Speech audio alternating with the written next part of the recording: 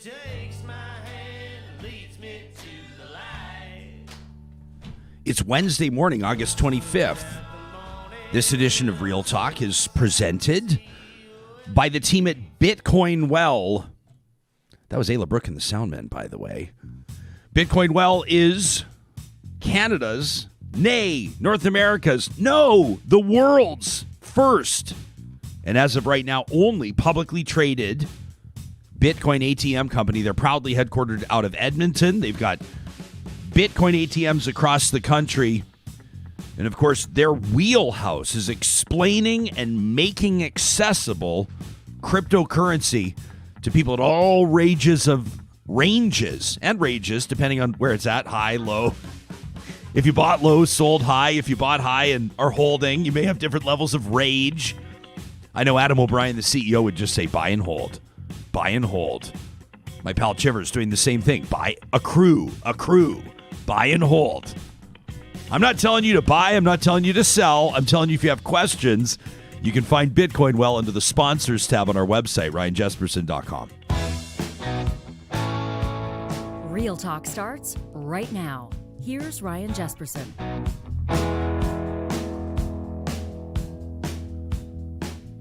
We've got a great show coming up today as I just tweeted in response to Sarah Hoyle's tweet from our official account at Real Talk RJ. It's just an absolutely star-studded Canadian media lineup today with Paul Wells and Linden MacIntyre on the same show. Very much looking forward to that.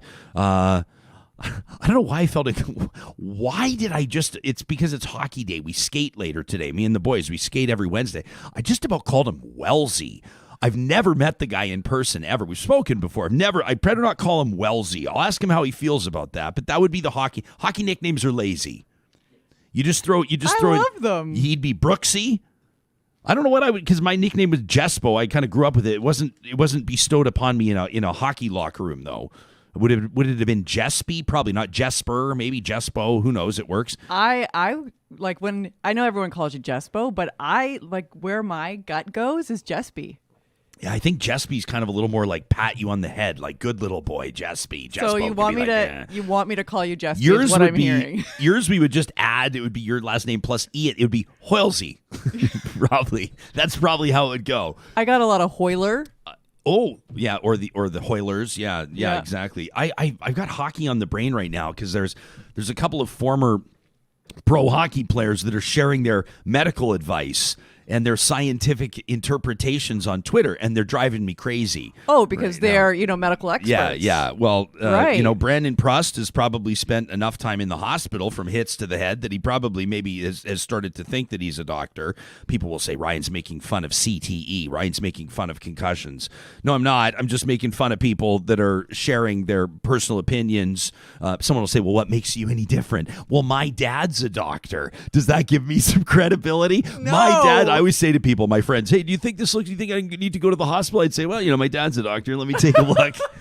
So you've got a couple, and then you got Dustin Penner, a former LA King, a former Edmonton Oiler, former Anaheim Duck, who's also been sharing his thoughts on Twitter over the past couple of days, and they're driving me nuts. So maybe I have hockey players on the brain right now. I don't know what's going on with that. But Paul Wellsy will be joining us in about 5 minutes, and then Linden MacIntyre. I feel like Linden MacIntyre, I don't want to spend too much time. It doesn't need to become a thing on the show where we keep reverting back to who's on the Mount Rushmore of what. But in my opinion, when it comes to Canadian storytellers, and I realize I'm opening up a can here because there are some phenomenal ones.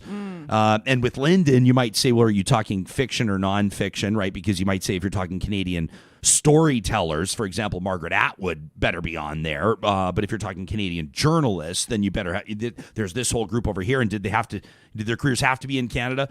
I find excuses to talk about Peter Jennings all the time, but he'd be up there. Linden MacIntyre, for me, I grew up watching Linden on the Fifth Estate, and just a phenomenal storyteller. So he's got a work of fiction out, The Winter Wives. It's been out for 2 weeks. It's already a national bestseller, and we'll talk to him about that. But I want to talk to him about journalism, the state of it. I want to pick his brain. I mean, we know him as more of a long-form journalist, but as if he's not intrigued by a federal election. I'm sure that he is. So that's coming up this show. We'll also talk to a good friend of the show, Harman, Singh, Kandola. What's the World Sikh Organization doing when it comes to evacuees or refugees out of Afghanistan? And Eric Klinenberg, a professor at NYU, will join us to talk about public spaces. We're talking about election issues, continuing daily discussions, including if a leader like Justin Trudeau or Aaron O'Toole or Jagmeet Singh start talking about public spaces or investing in infrastructure, we might say, okay, and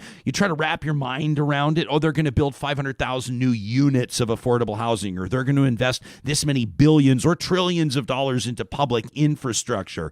It's hard to put into perspective what that means for you and your community. What does that mean for our group or our circle, our everyday life? Eric's done a great job via his book, and he's going to be coming, as a matter of fact, to speak about palaces for the people. That's his work in our city, in our home city in September. But his message, of course, out of NYU, applicable and relevant to anybody that lives in society. That was really broad. Anybody in society. And for those of you that subscribe outside of society to our podcast, I was going to say on the fringes. The fringes, you're also welcome to participate in the conversation. Plus, we got to talk about, just the real life stuff on the ground. I was out and about a little bit yesterday. We're excited, of course, our little guy getting ready to go to grade 1. And so we're school supply shopping and we're making the rounds. I had to restock the Real Talk beer fridge. So we're running some errands, get a haircut. I'll tell you what everybody's talking about everywhere. I went yesterday is mask mandates coming back in some Canadian provinces, at least right now, and vaccine passports. Mm-hmm. That's what people care about right now. So when it comes to mask mandates, some provinces are going back to where they were 7 weeks ago. That's right. BC and Manitoba have both said that. And then passports coming into effect September 1st in Quebec, and in BC, September 13th. All right. So this is... I know for a lot of people going to be perceived as, maybe we'll go to this with Wells first, because I'm curious to know where he lands on this, just even as a citizen, just as a person. For a lot of people, I'm paying attention. Either social media either is not real life or is, but I think it's a good barometer sometimes, and a consistent or a pervasive message I'm seeing from people. Why did we do all that? We're going back 8 weeks. I guess we can forget about fall plan. I guess we can forget about winter plans. I think some people feel demoralized as they see case counts continue to rise again. Yeah. Being demoralized? Check. Yeah. But not everybody wanted to be there. I think that there was a lot of optimism. A lot of people, I'm stopping myself from talking about best summer ever, which was the marketing slogan that the Alberta government attempted to pull off. They trolled Albertans with it. But I know that a lot of people that don't consider themselves to be partisans, they're just regular folks. They're not always in the trenches on social media. They, too, were excited about summer. They, too, were excited that Canada was leading the G7 in vaccines, that Canada was doing a great job, that people appeared to be on board. And now I think when we've hit a snag, which is a really chilled out way of describing a fourth wave with a highly contagious Delta variant, as we've hit a snag, Sam, I can tell by your facial expression you feel as though my description was insufficient. We have hit a bit of a snag. Just a bit. Just a little snafu there. That's Where all are you we're in at right now with it, though? Are you the guy that's already, printed off and laminated? You're taking the extra initiative. Would you be able to produce proof of a vaccination or a vaccine passport, so to speak, right now? So this is interesting because, I've seen, a lot of people would go to the big AHS facilities, Alberta Health Services, if you're here in Alberta, and get the vaccines at these mass clinics, and they always had the same paperwork, and they were showing them off. Right. They were these, very sort of official-looking government forms. I got my vaccines at a pharmacy, and so they didn't give me anything that had a government stamp on it. They basically just gave me the prescription ticket off of the thing. And so people are wondering what's acceptable. Yeah, I have been wondering for a month and a half since my second shot. Is this proof enough? A guy comes up to me yesterday, true story. He comes up to me yesterday and he says, "Hey man, what's your opinion?" He's a business owner. And he says, "What would be your opinion on whether or not I were to mandate as a business owner, as a private business owner, proof of vaccination for my business? What do you think?" He just wanted to pick my brain on it. And I said, well, here's the pros and here's the cons. right? And we kind of went into it, and I said, let me give you an example, though. I popped into your business right now spontaneously. I was driving by. I saw it. I realized I needed to get take something off my to-do list. I pulled in. Bam, here I am. I said, now I am double vaxxed, but I do not currently right now have proof of vaccination on me. I said, so, were you to preclude me from shopping here, then that might be one example. However, there's a bigger picture. There's a greater good type idea. I said, plus, that's only going to happen to me once. If I forget my proof of vaccination, I'm going to go home. I'm going to print it off or whatever I need to do. And then next time I drive by your business, I'd be back. So let's all keep our perspective here. He says, yeah, or you could just use this. I said, what's this? He goes, I have my proof of vaccination on my phone. And he shows me. No, he shows me, and I'm looking at it, and I'm looking at the numbers. I'm like, dude, your name's not even on this thing. It just has the name of the vaccine, like the manufacturer and the date. I said, your name's not even on here, let alone a QR code, let alone your photo, let alone any. I said, this could absolutely easily be faked. And so I think that there's got to be some sort of a thing. This is a conversation on multiple levels. On, first of all, access to vaccines. Second of all, what the vaccine passport looks like or what passes as one. And then I think even bigger picture, who's responsible for putting this in place? Should every single business owner wrestle with this, or should municipalities or provinces and territories? I think it may be outside the jurisdiction of the federal government, but I'm not even sure about that. Real Talkers, we're teeing this up because we want to know where you're at on it. Real Talk RJ, our hashtag is probably the best place to go with this. You can also, of course, send us an email anytime to talk@ryanjesperson.com. Paul Wells is coming up in just a second. We wanted to remind you that the Edmonton Symphony Orchestra is back together for the first time. The full ESO back together for the first time since March of 2020. It's the return of their wildly popular symphony. I mean, this is... Symphony Under the Sky, to me, is one of the highlights of the summer calendar on a quote-unquote normal summer.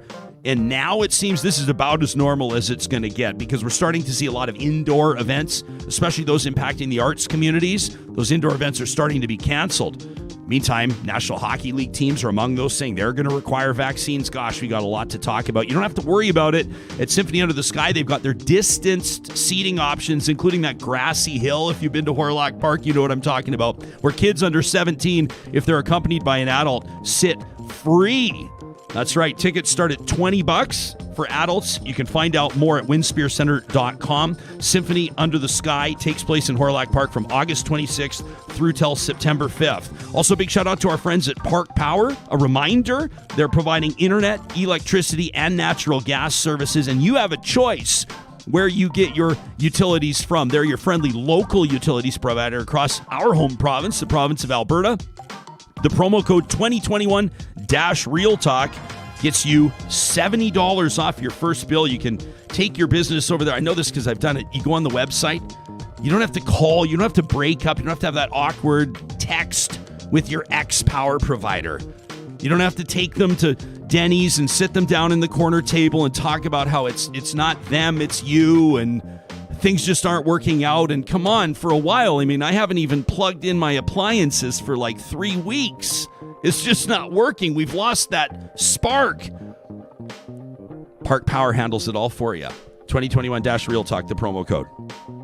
All right, let's get serious. Paul Wells is a household name when it comes to political coverage in Canada. He's a senior writer at Maclean's magazine, where he's been for almost 20 years. He's been covering politics in Ottawa for almost 30.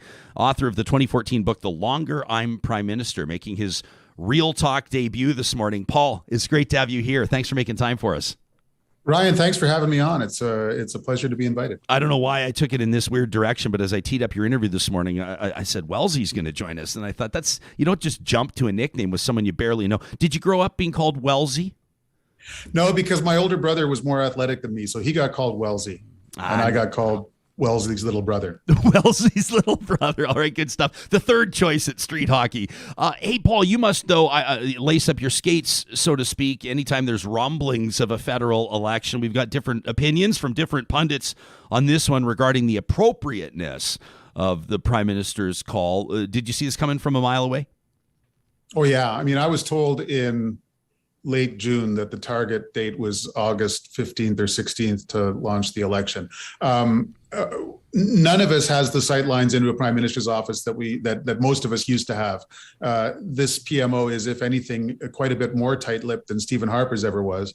And because I'm often critical of this government, they really don't let me in on their secrets. But I do know a Liberal who had been told that they were aiming for August 15th. So this was the furthest thing from a surprise. Can you take us behind the curtain of what it's like? I mean, you would be the Ottawa insider. Take us into the curtain. What you mean? I think some people will be surprised to hear that the Trudeau PMO is more locked down, or if I can invoke the word secretive. Is that too much? That was Stephen Harper's reputation, wasn't it?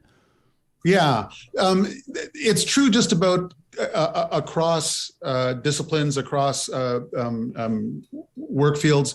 I mean, I hear this from hockey reporters who 20, 30 years ago could ride to practice in the car of someone playing for the Habs in Montreal, while the guy cradled a drink between his knees as he was driving. Yeah. And now laments that the only time they get to talk to hockey players is in the organized scrums behind the rope line at practice or after a game.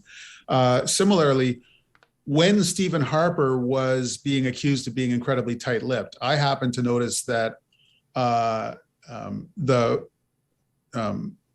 White House press gallery in Washington hired Len Downey, a former editor of the Washington Post, to write a big fancy formal report about why the Obama White House was so secretive and tight-lipped. So even as we were complaining in Ottawa about Stephen Harper, our colleagues in Washington were complaining about Barack Obama. And Stephen Harper and Barack Obama didn't have much in common, except this: they came to power during and immediately after the rise of social media, when there's just an avalanche of information and misinformation and allegations, and almost everyone in politics has worked to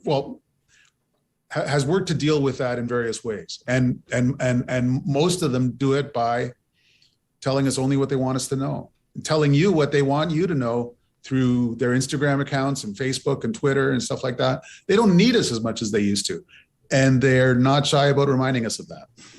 You do you have a complicated, or maybe it's actually quite simple for you, relationship with social media? You used to be on there, and then, right? Yeah, I tend to overdo things. I eat too much. Back in the day, I used to drink too much.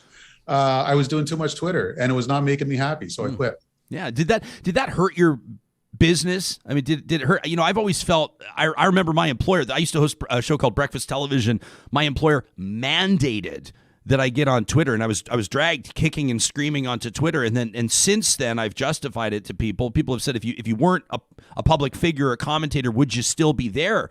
And I've said, I'm actually not quite sure, but I'm almost certain it would hurt the show if I wasn't there. It doesn't seem to be hurting your career. It probably does, but I don't care. I was nastier on Twitter. I was more dismissive of people. You get in fights, and after a while, I learned that I had to stop doing that. So I stopped doing it. But when you're on Twitter, you still see everyone else doing it to everyone else. And so after a while, I just said, that's enough. It's always possible to look at a Twitter account just through your web browser. Yeah. So I stay on top of what 5 or 6 accounts that I trust. David Frum in the States, Andrew Coyne, my colleague, Chris Selly at the National Post. What's the word? It's not snoop. Anyway, you lurk. Yeah, I lurk. I lurk their accounts. On social media, people tend to prefer the verb creep, but it always seems to me to be a weird one.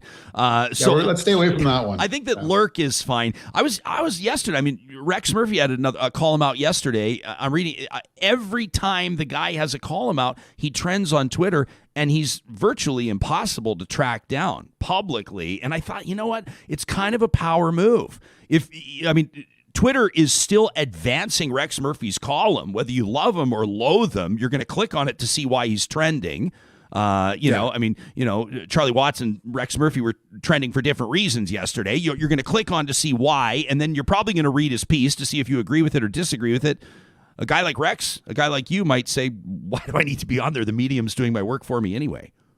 Yeah. So I still have a journalist in Facebook page, and I post most of my columns, the ones I'm proud of, on my Facebook page. And somewhere out there, there's a Twitter account called English PW Feed that just mechanically scrapes that Facebook account and posts the stuff onto Twitter.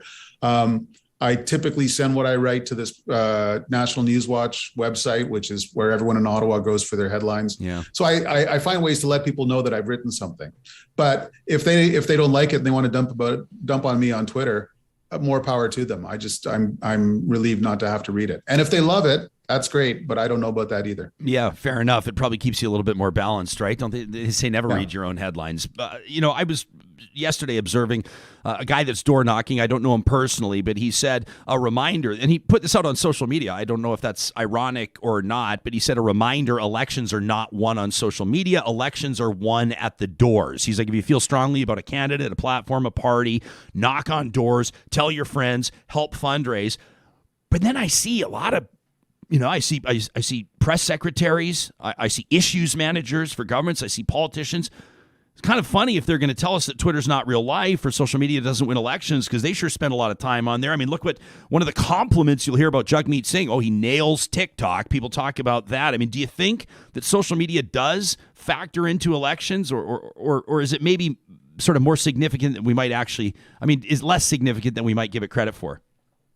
So I used to have a rule of thumb that the campaign that spent the most time on Twitter would lose. Yeah.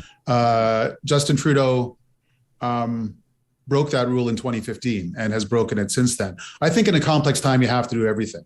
But as Liberals remind one another, like the sort of incantation that Liberals love to repeat during campaigns is go knock doors. It drives me crazy as a grammarian that they leave the on out of that phrase, but you know what they mean.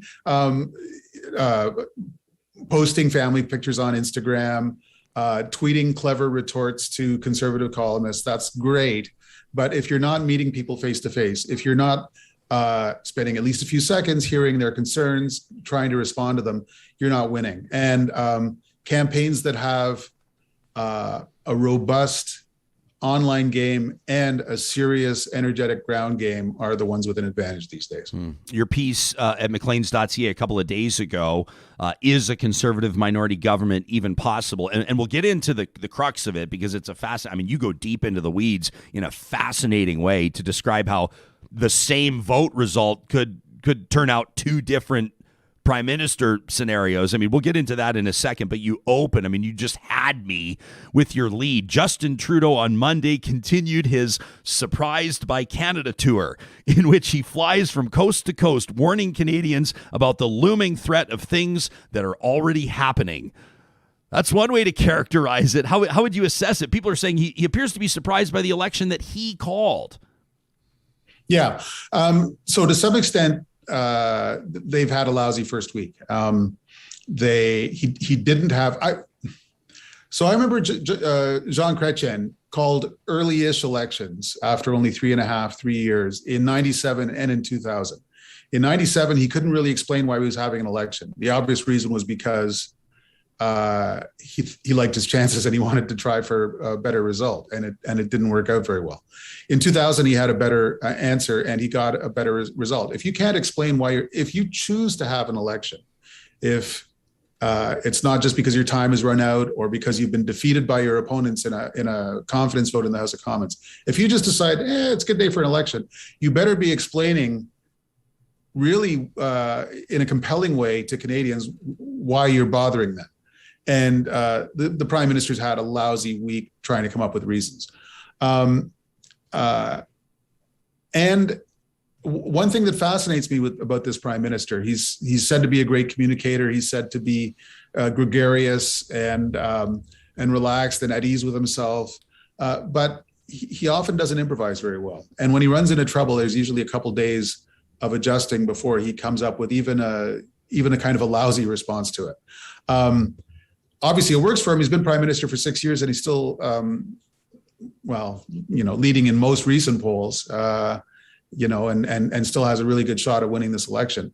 But sometimes it's not lovely to watch. Yeah, probably pulling tighter than he'd like right now, safe to say. But at the same time, I guess there's perceived eons between now and September 20th. There's plenty of time to, I suppose, change the narrative. And I know that Canadians are probably pretty eager to see some more specific policy from the Liberals. What do you make of this so-called? I mean, probably the flavor of the week might be, and we talked to David Hurley a couple of days ago. He's noting Aaron O'Toole's surging popularity in Ontario.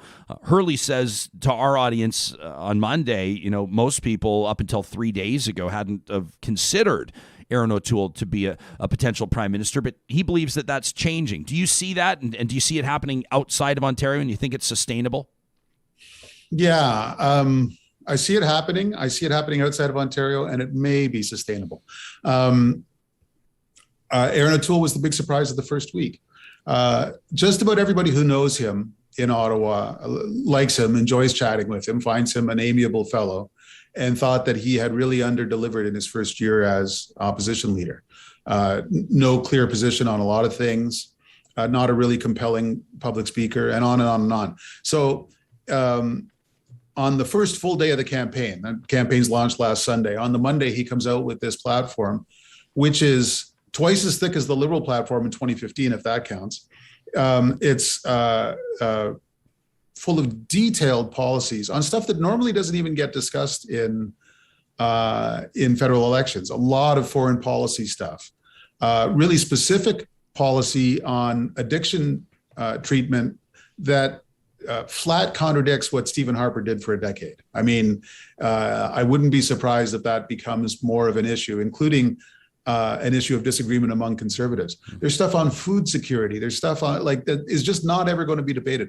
But what it does is it suggests that he's got if he does become prime minister, he's got a plan that whoever the transport minister is, they're going to have to implement the detailed policy in the conservative platform, which probably will be for some voters quite reassuring. You weren't sure what an Aaron O'Toole foreign minister would do. Well, now you've got page after page of detailed answers on that.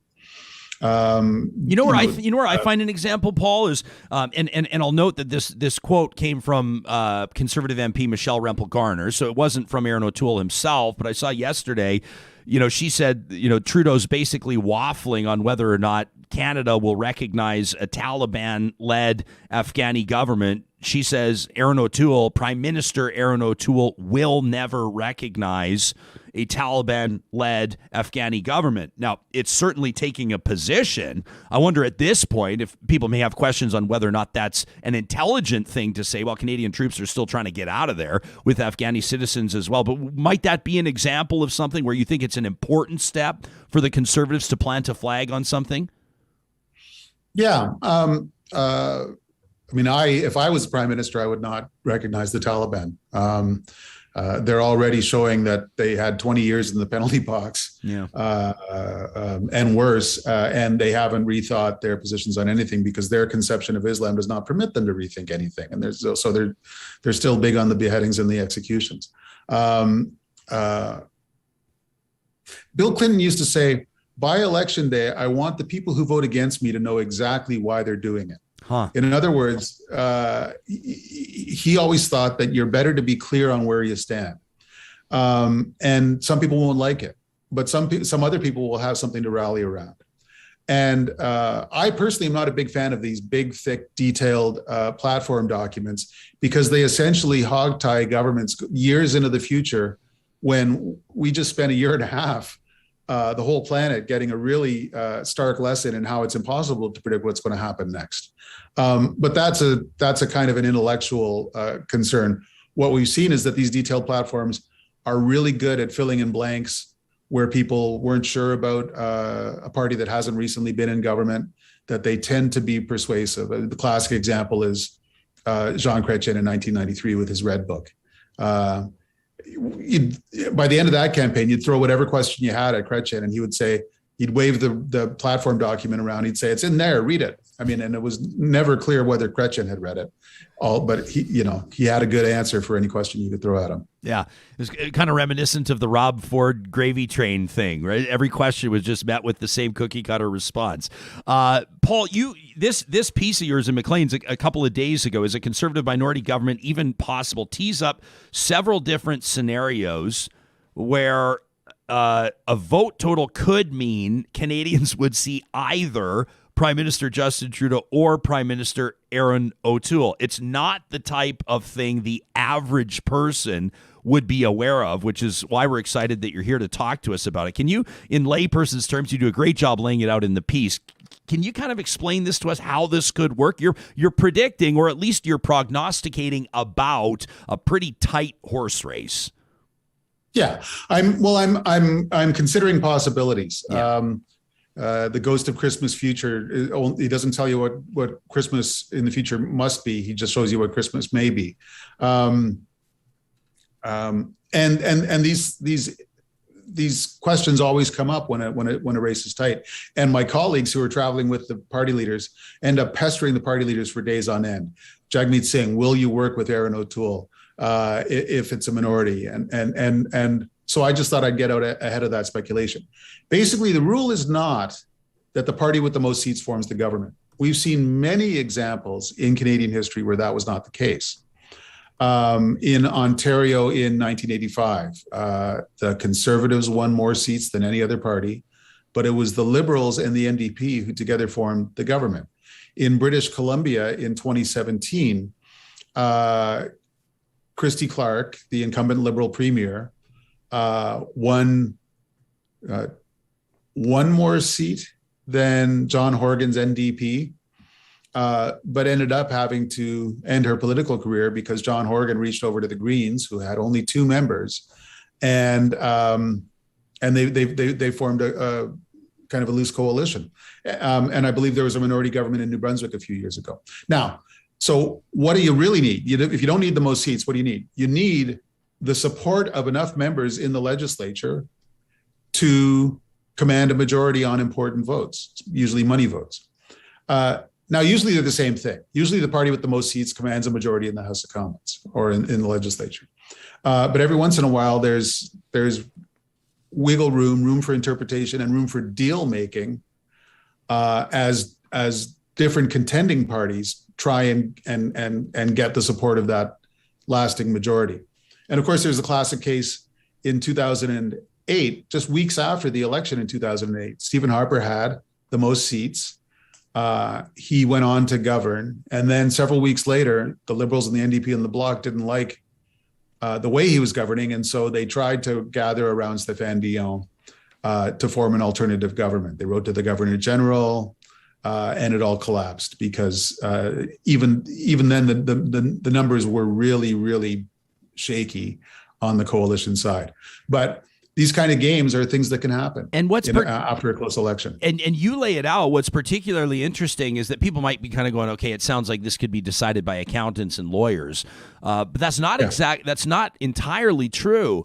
I mean, you describe a scenario where perhaps the Liberals could falter, but the stubbornness of a prime minister, of Justin Trudeau, refusing to leave could keep him in the position, right? I mean, there's a human factor, too, that plays into this.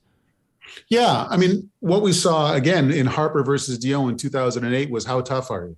Yeah. Because Dion had the numbers, just barely. I mean, for my money, they should never have tried that coalition. It was way too shaky. And as we saw, it didn't last 5 weeks. But they had more numbers than Harper did. And Harper rallied public opinion against that coalition and got the Governor General to prorogue, to delay sitting Parliament for 5 weeks. And that 5 weeks was all it took to fall apart. But in the doing, that came down to who had the math on their side and a willingness to fight as hard as it took to win. So the scenario I sketch out is, say the Conservatives get 140 seats, the Liberals get 130 seats, and Justin Trudeau decides he's not going to quit. Mm-hmm. It's pure hypothesis. I actually write in the piece, probably what would happen is that Trudeau would resign and the Liberals would go to opposition, and the Conservatives would form government. That's what usually happens. And I don't think there'd be a huge uproar. But if Trudeau decided to fight, even though he's got fewer seats than the other party, than the Conservatives, in my hypothesis, the other opposition parties have a choice to make, because, like I said, there's only a small number of rules. One is the party that commands a majority in the House of Commons gets to govern, and the other is the party that formed the government before the election still forms the government after the election, unless it resigns or gets defeated in a vote. And a government has the right, a returning government has the right to try its luck in a vote in the House of Commons. So Justin Trudeau says, I know I've got 10 fewer seats than the Conservatives, but I've got the hearts of the nation with me, and off we go into a bright future. He writes a throne speech. He has Mary Simon deliver the throne speech. She would have no choice but to deliver his throne speech. And then the House of Commons votes on what happens next. And then Jagmeet Singh and Yves-François Blanchet, as the leaders of what I assume would be the biggest opposition parties, have a choice to make. Do they vote to support this brazen attempt to keep governing after losing seats by the Liberals, or do they vote essentially to make Aaron O'Toole the Prime Minister? And my guess is that they would vote different ways. That the Bloc would prefer that Aaron O'Toole be Prime Minister, and that Jagmeet Singh, after the decade we've all lived through, it's true that Jack Layton supported Stephen Harper in 2006, but since 2006 we've had that coalition crisis in Ottawa in 2008. We've had Trump and Brexit, and a polarization of our political debate. And I don't think New Democrats would let Jagmeet Singh act in a way that would permit Aaron O'Toole to become Prime Minister if he could stop it. I think that would be essentially the effective end of Jagmeet Singh's leadership of the NDP. Huh. And so that's why I think it's worth rehearsing all of this in advance. I appreciate your perspective as an Easterner, Paul. We're talking to you from Alberta, and to be honest, and you understand politics at a depth much more impressive than mine. I sit there and I think, really, like, the Bloc Québécois would prefer a conservative Prime Minister, and my bend on this, or my bias on this, is this inherent. It's the thing between Alberta and Quebec, where deep down inside a bunch of Albertans actually admire Quebec, because Quebec kind of calls its own shots and has its own sovereign society and its own distinct culture, and it gets treated differently by prime ministers, and we know all that stuff. At least that's the narrative from here. At the same time, there's kind of this loathing, right? And I think that a lot of conservatives on the prairies would probably expect a conservative prime minister to take a really hard line, or as hard as they could, on Quebec. Do you forecast, or would you predict something different? Yeah, I mean, almost for as long as I've been covering politics, I've been noticing and sometimes writing about the odd relationship between Alberta and Quebec. I remember when Ralph Klein was premier of Alberta and Jacques Parizeau was the newly elected premier in Quebec. I remember calling Rod Love, who was Klein's right-hand man, and talking about the efforts that they were making to reach out to Jacques Parizeau to try and get some stuff done in federal provincial relations. And I'm not saying that Yves-François Blanchet, who I have to remind people is the leader of the Bloc Québécois, he's so barely known outside Quebec so the guy I'm talking about is the guy who leads the Bloc Québécois these days. First of all, he hasn't told me that he would prefer a conservative government.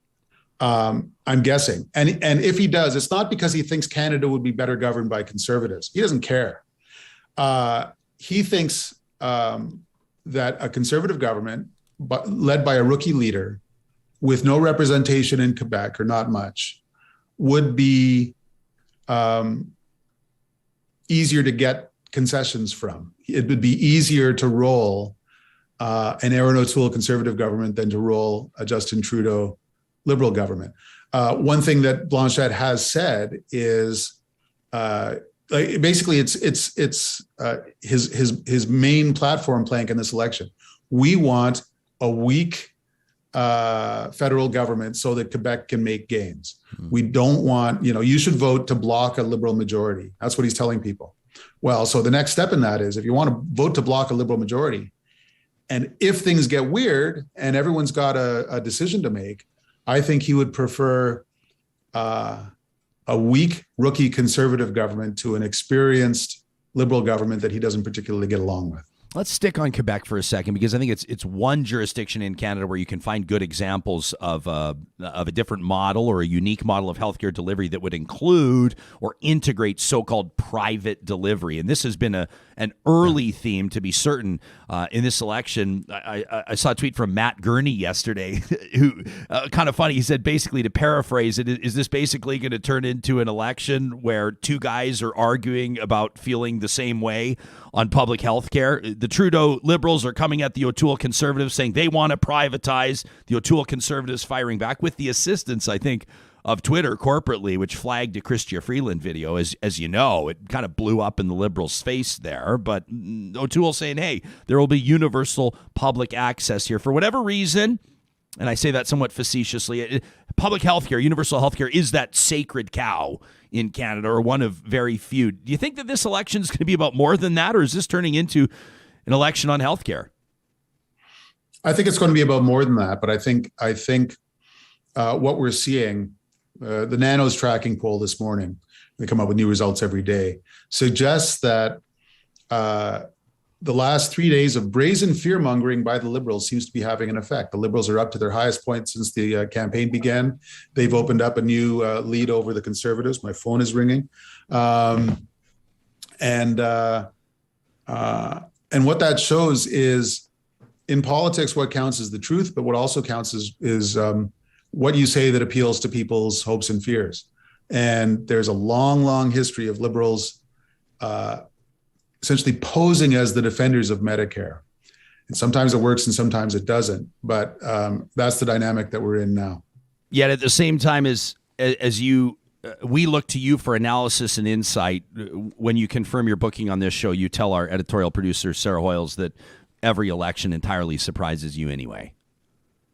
Oh, yeah. That's the fun of it. I sometimes get asked, politics is so packaged now. They only tell us what they want us to see. They spend millions of dollars on consultants and teeth straightening and hair jobs and all that stuff. And but the thing is, in the pressure of day-to-day politics, and especially in the pressure of an election, I've never covered an election where there wasn't a meeting beforehand where someone said, well, this is a boring election. We're not going to have to cover it too much. Everyone knows that nothing's going to change. And then in the end, all kinds of crazy things happen. It turns out the prime minister spent the 90s wearing blackface to social occasions. It turns out that the Conservative leader is kind of an American citizen. Last time, not this time. Jack Layton goes from nowhere in 2004 to 103 seats in 2011 to dying. You can't package politics. It's too human. The stakes are too high. People are too imperfect. And that's why, look, I just sketched out the most elaborate scenarios for what might happen after an election. I am here to tell you, I have no idea what's going to happen after an election. That's why I'm covering it. And this is why we're excited to have you here, because when it does happen, we can say you called it at macleans.ca and later on Real Talk. You can read Paul Well's great work at macleans.ca. His piece just a couple of days ago, Is a Conservative Minority Government even possible? Paul, been a big fan of your work for a long time. Really appreciate your insight here. Thanks for joining us. Thanks for having me, Ryan. You bet. And of course, you unfortunately can't follow Paul Wells on Twitter, but you can find his work all over the internet and subscribe to Maclean's. Are you the types? Do either of you? Do you guys like holding a magazine in your hands? Oh yeah, yeah. That's big. Do you subscribe to like paper magazines? I used to. You used to be able to get I used to get Wired. I used to get GQ. I'd occasionally pick up a Maclean's from a newsstand. Yeah. I love grabbing magazines before getting on a flight. Yes. My favorite thing to buy in the airport. It's a little treat yourself. Yeah. A couple of new magazines. Do you have some that you like go to in paper form that you like to hold? My folks do, and so whenever I'm over there, I go and I find the Maclean's and I sit down. What's your protocol with regards with the ethics of a scenario if your parents have just received a new magazine but it catches your eye? Is that into the little side bag? Oh no, it remains at their house. Oh, okay, I got it. I won't pinch it and take it over to mine. No. Fair enough. Come on. Fair enough. I'm ethical like that. Okay, well, good. Yeah, I mean, especially when it comes to your parents, you just never know. I mean, maybe they're watching right now, figuring out exactly where all their magazines have been going. I don't know. I'm the same way. Obviously reading online, I read a lot on my phone, I read a lot on the tablet and stuff like that, but I just like holding it. I like getting sand in there and spilling, there's the drink ring of 2/3 of the margarita glass, just kind of wrinkling the page. You know Mine's what I mean? always coffee, but yeah, I'm right there with you. Yeah, well, some of us have a job to do around here, Hoyles, and that's you. So you're on the coffee, Sam and I are on the margaritas. That's how it works. I'm okay with that. And it works out well. It works out well, doesn't it, team? Before we get to Harman, Singh, Kandola, we're going to broaden our focus here internationally. Harman with the World Sikh Organization of Canada. I wanted to remind you that we've got something very cool coming up. I just want you to mark your calendars. This is more of a heads up than anything. First, to our Patreon supporters, a huge shout out to you. You can learn more about those that support us on a monthly basis at the top of the page. Click on Patreon at ryanjesperson.com. Check your emails this Sunday. You're going to have advanced access to a tailgate party that my wife Carrie and I are throwing in partnership with DeRoche Villages. We're excited about this. It's coming up on September 11th. And then if you subscribe to our completely free Sunday message, it's an email that'll wind up in your inbox Sunday afternoon, evening-ish. You can learn more about that at the bottom of the page at ryanjesperson.com. You can subscribe for free. Join the thousands that do. It gives you a heads up on what's coming up on the show, some of the highlights from the week before, and sometimes tips on very cool stuff like this tailgate party. It's a homecoming season marching into DeRoche Villages. You can learn more at deroche.community. Beautiful show homes built by Daytona, Jamin, Landmark, Pacesetter. We're going to give you a chance to book a private appointment to check out these places. Oh, and we're going to send 75 small groups to the Battle of Alberta, the Edmonton Elks versus the Calgary Stampeders. You can find out more by checking your Patreon inbox, by checking your emails next Sunday. And, of course, September 11th, the big event. We'll tell you more about that in days and weeks to come. Our friends at Eden Landscaping are working hard to wrap up this summer's projects. Of course, they've got a number of different crews out there bringing outdoor spaces to life. They don't shut it down in the winter months. That's when they go into full design mode. So whether it's a vegetable garden box or an outdoor kitchen or a pizza oven, I was at my Uncle Clark and Auntie Debbie's place. They've got their new pizza oven outside. Game changer. Game changer, this thing. You know, it takes 60 seconds to get a pizza done out there. Unbelievable. Doesn't hurt that it's at the side of a swimming pool. Eden Landscaping can do it all. Mike and his team ready to take your inquiries. You can learn more about what they're doing at landscapeedmonton.ca. Plus, a shout out to our friends at Athabasca University. You know, it's been a long time since people have seen their kids heading back to school. And for a lot of people, the educational experience has been nothing but digital for the past 18 months. It's resonated with some, especially those that have realized that how on-demand online learning can really fit your schedule, right? In a post-secondary sense, no commuting, right? The schedule works around when you're available. Athabasca U is Canada's online university. They've been doing this for years. It wasn't a rush effort in March of 2020 to whip something together. You can check out their website, Athabasca U, for more on how you can tap into their world-class accredited online programs. Well, yesterday, a powerful interview on this show. We had an opportunity to speak to an Afghan Canadian. She spent her early years of life born and raised in Afghanistan under Taliban rule. What an unbelievable picture she painted, telling us about her family's experience, many of them still in the country that is now experiencing such great unrest. Of course, people around the world are doing what they can to provide safe shelter, and in many cases, evacuations for Afghan citizens eager to leave. Roads to the airport have been closed by the Taliban, who says Afghani citizens will no longer be permitted to evacuate as that August 31st lineup, that deadline, of course, quickly approaches. President Joe Biden reiterating yesterday that despite the pleas from other G7 leaders, the United States intends to stick to its deadline of August 31st. The Prime Minister, Justin Trudeau, yesterday saying that Canada and Canadian soldiers will stay as long as they can. But of course, people tapping into common sense will recognize that Canada and Canadian soldiers' safety is very much dependent on their American colleagues. So there are a lot of balls in the air.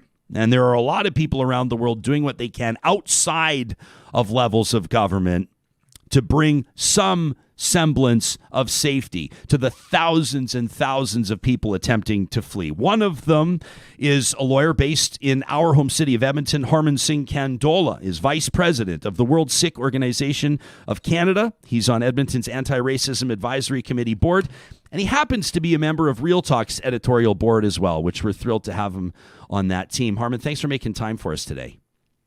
Well, thank you, Ryan, for covering such an important topic. Well, so many people have so many different angles on this story, and many of them are so personal.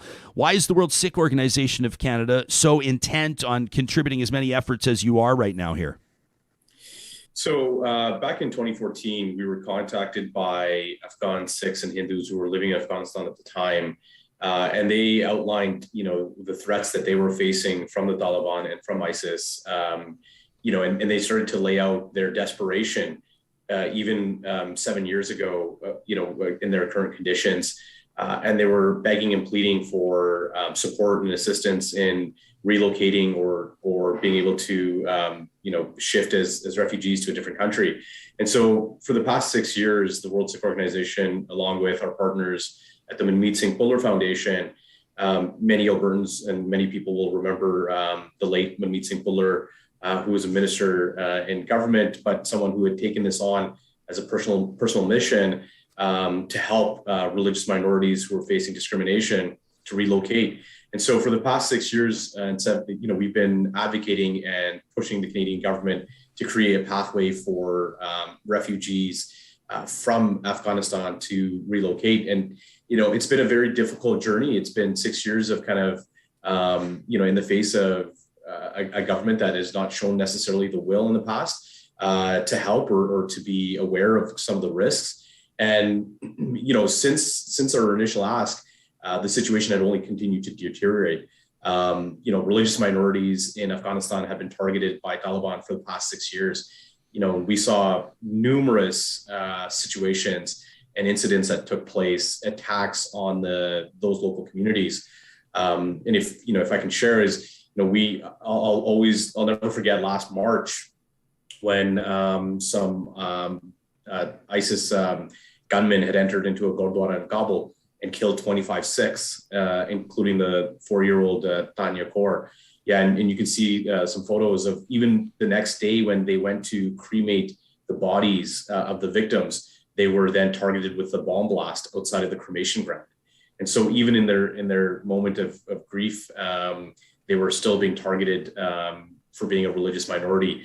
And those scenes were just heartbreaking, as Canadians, and as, a country that had, taken a role in the military operation there. It was heartbreaking to watch as, the situation has deteriorated. And again, with intelligence as it is, we have been there at the government's doorstep for the past 6 years to tell them that this situation is only deteriorating. It is getting worse and worse. We have an obligation to do something. And it's been extremely frustrating, to say the least, where there's just not been the will. And it's been a struggle because even other relocation options have been shut down for a lot of these Afghan Sikhs and Hindus, into other areas or regions. And, a lot of people, and now their only option really is to go to India, from where they can then apply to come to Canada. And that's got its own challenges because the Indian government is not a signatory to the 1951 UN Refugee Convention, nor a signatory to the 1967 protocol on the status of refugees. So with that, what you have is, a country in India that doesn't necessarily give status to refugees the same way that we would if a refugee was in our country, which leaves these people to be vulnerable. And so we've seen, not only Afghan Sikhs and Hindus, but Afghans who've relocated to India in the hopes of applying for refugee status, being left essentially with little resource and little ability to kind of, whether that's to send their kids to school, whether that's to have jobs, whether that's to have access to healthcare. And so the situation for them is just as dire. Just a few months ago, many Afghan Sikhs and Hindus had relocated to India for a period of time, but with the COVID crisis there, there was Gurnam Singh, who was the president of the Gurdwara in Kabul. He ended up going back because his only daughter had died of COVID due to lack of oxygen in Delhi. And so it was just completely tragic. They were just shifting from one place of desperation to another place of desperation. In the meantime, the Canadian government was not actually hearing our calls to help expedite their relocation to Canada. Harman, back on August 13th, the Government of Canada announced a special program for Afghan refugees. What are the implications there, if any, for Sikh and Hindu minorities there? Yeah, so, essentially it wasn't a direct evac of those who are still stuck in Afghanistan. And what we've seen with what the Taliban has been saying is that essentially, they don't want Afghan nationals to leave. They want to prevent them from leaving. So, for those who are still there, and it's a very small group of people, it's back in 1992, the population of Afghan Sikhs and Hindus was closer to 2,000. But after the collapse of the Soviet regime, it's diminished significantly. And in the past 6 years, we were talking about, just a few hundreds in different areas. And then in the last year, we're talking about maybe 200 remaining Afghan Sikhs and Hindus in Kabul. But the implication is, that they need to somehow find their way on their own out of Afghanistan to a different nation such as India, where from there they can then apply under this program for relocation. Now, there's already people who've been waiting in India and Delhi for relocation. They've already applied through the typical Canadian refugee process, and we've been asking for a program of that's expedited for several years. So number one, I think the 20,000 figure doesn't go far enough. Because there's many other Afghans who are looking to, apply as refugees. And for the actual Afghan Sikhs and Hindus that are in Afghanistan, it was when it was first announced, they were overjoyed. Ryan, I have to tell you, they were so excited. They thought that meant they were getting a direct evac. So on the Friday when it was announced, there was a lot of relief, a lot of excitement. And, I think for one day, a lot of us kind of, took a breather from the desperation we were starting to feel when it came to their situation, because as the situation deteriorated over June and July, we really were starting to feel desperate and heartbroken. And for that one day, there was a respite. And then on Saturday, when the Taliban had surrounded Kabul, there was all of a sudden, that sinking realization that, this program wasn't necessarily going to help those who were still there. And that's really how this has unfolded since then. So, the hope now is that there's a pathway for them to be able to transverse to India and apply from there. And there are supports that are now, becoming available through community in India to support them there. But the challenge of getting there is still a huge issue. This is, I mean, you talk about a sense of urgency. I know, there's 6 days, right, less than a week, and until August 31st, the American president, the most powerful man in the world, is adamantly sticking to that timeline where American troops will withdraw. And to point out the obvious, I think they said something like 5,700 American troops that'll be passing through that Kabul airport in the next number of days. Obviously, it takes days to evacuate that many military personnel. It puts Canada in a difficult position, and of course it puts everybody else by association in a difficult position, I suppose, including you and your organization and advocates for these people. So where are you at right now as of today? Yeah, we're really in a desperate position, and it really highlights, I think, for a lot of Canadians of the lack of in terms of our position in the world sometimes, where it really makes us upset that, the efforts now, while we applaud a lot of the efforts that are ongoing, and obviously the Canadian military and the soldiers and elite forces that are on the ground are doing a phenomenal job. But, the past 6 years of advocacy, the past 6 years of banging on the door to try to raise this issue. And the sad part is that back in July of last year, Canadian MPs, we had Canadian MPs for all political parties, the Conservatives, the NDP, and the Green Party.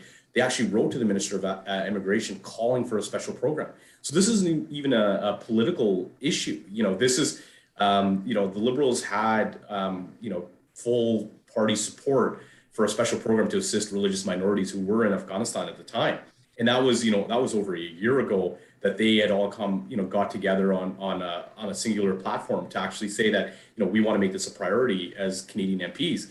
And I think that's an important consideration when it comes to, now where we have efforts that are a little bit too late to help those who are actually now targeted by Taliban, because the Taliban has been a threat to those in Kabul for many, many years. I mean, in 2018, the entire leadership of the Sikh and Hindu community was killed in a suicide bombing. And they were on their way to a meeting with the Afghan president. And, Daesh took responsibility for that attack. You had 15 Sikhs and 4 Hindus. That was the entire leadership of this community wiped out. And that was over 3 years ago. So, today we're feeling, very, very desperate. Obviously, those who are in Delhi, who are in the process of applying, we want the Canadian government to speed up that process and help those who are still stuck in Kabul find a pathway to actually get evacuated. Leaving them to their own, their own ability to try to transverse across and leave that country, over land is going to be treacherous, and we're essentially going to end up leaving people behind, and that, as Canadians, I think is a terrible kind of legacy to leave of our involvement in Afghanistan. Do you think it's hurting your efforts, the organization's efforts? Do you think it's hurting efforts across the country that there's an election campaign underway right now? Do you think it has anything to do with it? That's a really important question. The Prime Minister was asked that question, and he had responded that absolutely not. But I think that it's a fact and it's a reality that, your full members of your ministries and your government are not available. So there's limited capacity. So whether that limited capacity is now hindering their ability to kind of facilitate these types of evacuation, I think it's just a fact that you have limited capacity. So calling an election during this type of crisis, I think, from my perspective personally, was absolutely something that's diminished their ability to address this issue. Tough timing too, right, Harman? The election was called, and I recognize that it's plotted and planned out weeks in advance, if not months. But the election was called literally the day that Kabul fell to the Taliban. Yeah. The timing is bang on. Yeah, and I think if you look, for us as Canadians, I understand that there's realities of, whatever the Prime Minister had reasons to call an election. Sure. Our democracy still needs to continue. But at the same time, Afghanistan is one of those situations where, in the last 20 years, this is the most prominent military intervention. Canada as a middle power, our intervention in Afghanistan, and that was, that has been the most significant military intervention that we've undertaken in the past 2 decades.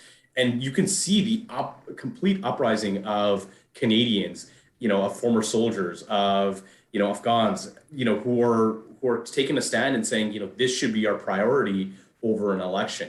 And it's been heartwarming to see everyone unite in advocating for peace, but also in advocating for those who are looking for a way out and looking to find safe haven. And I think, that's the role that Canada wants to play in the world. Can we be a massive military power? Perhaps not, but can we be a safe haven for those who are fleeing from persecution and discrimination? Absolutely. And I think that's something that unites a lot of Canadians. And what we're seeing is a pushback because it felt like that the Liberals had compromised what was something that unified a lot of us.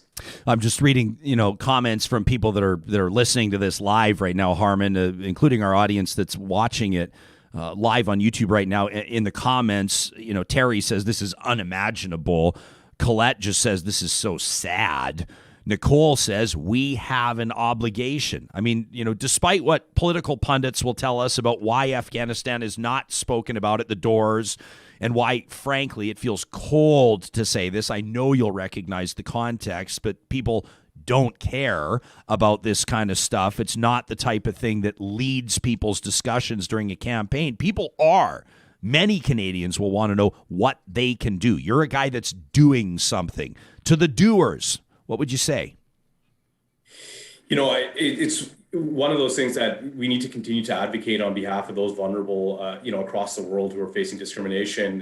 Here in Edmonton on the 28th of August to the Saturday, Afghans are having a rally for peace, in Afghanistan at the legislature. And I would, recommend and suggest to people who want to show solidarity to attend that event, and come out and really kind of help join the voices for those and join the voices for those who are advocating on behalf of, people who are now fleeing a terrible situation. And so, there's a lot that we can always do, and it's, hold people accountable. Like I said, this is an issue that the Canadian government has known about for many, many years.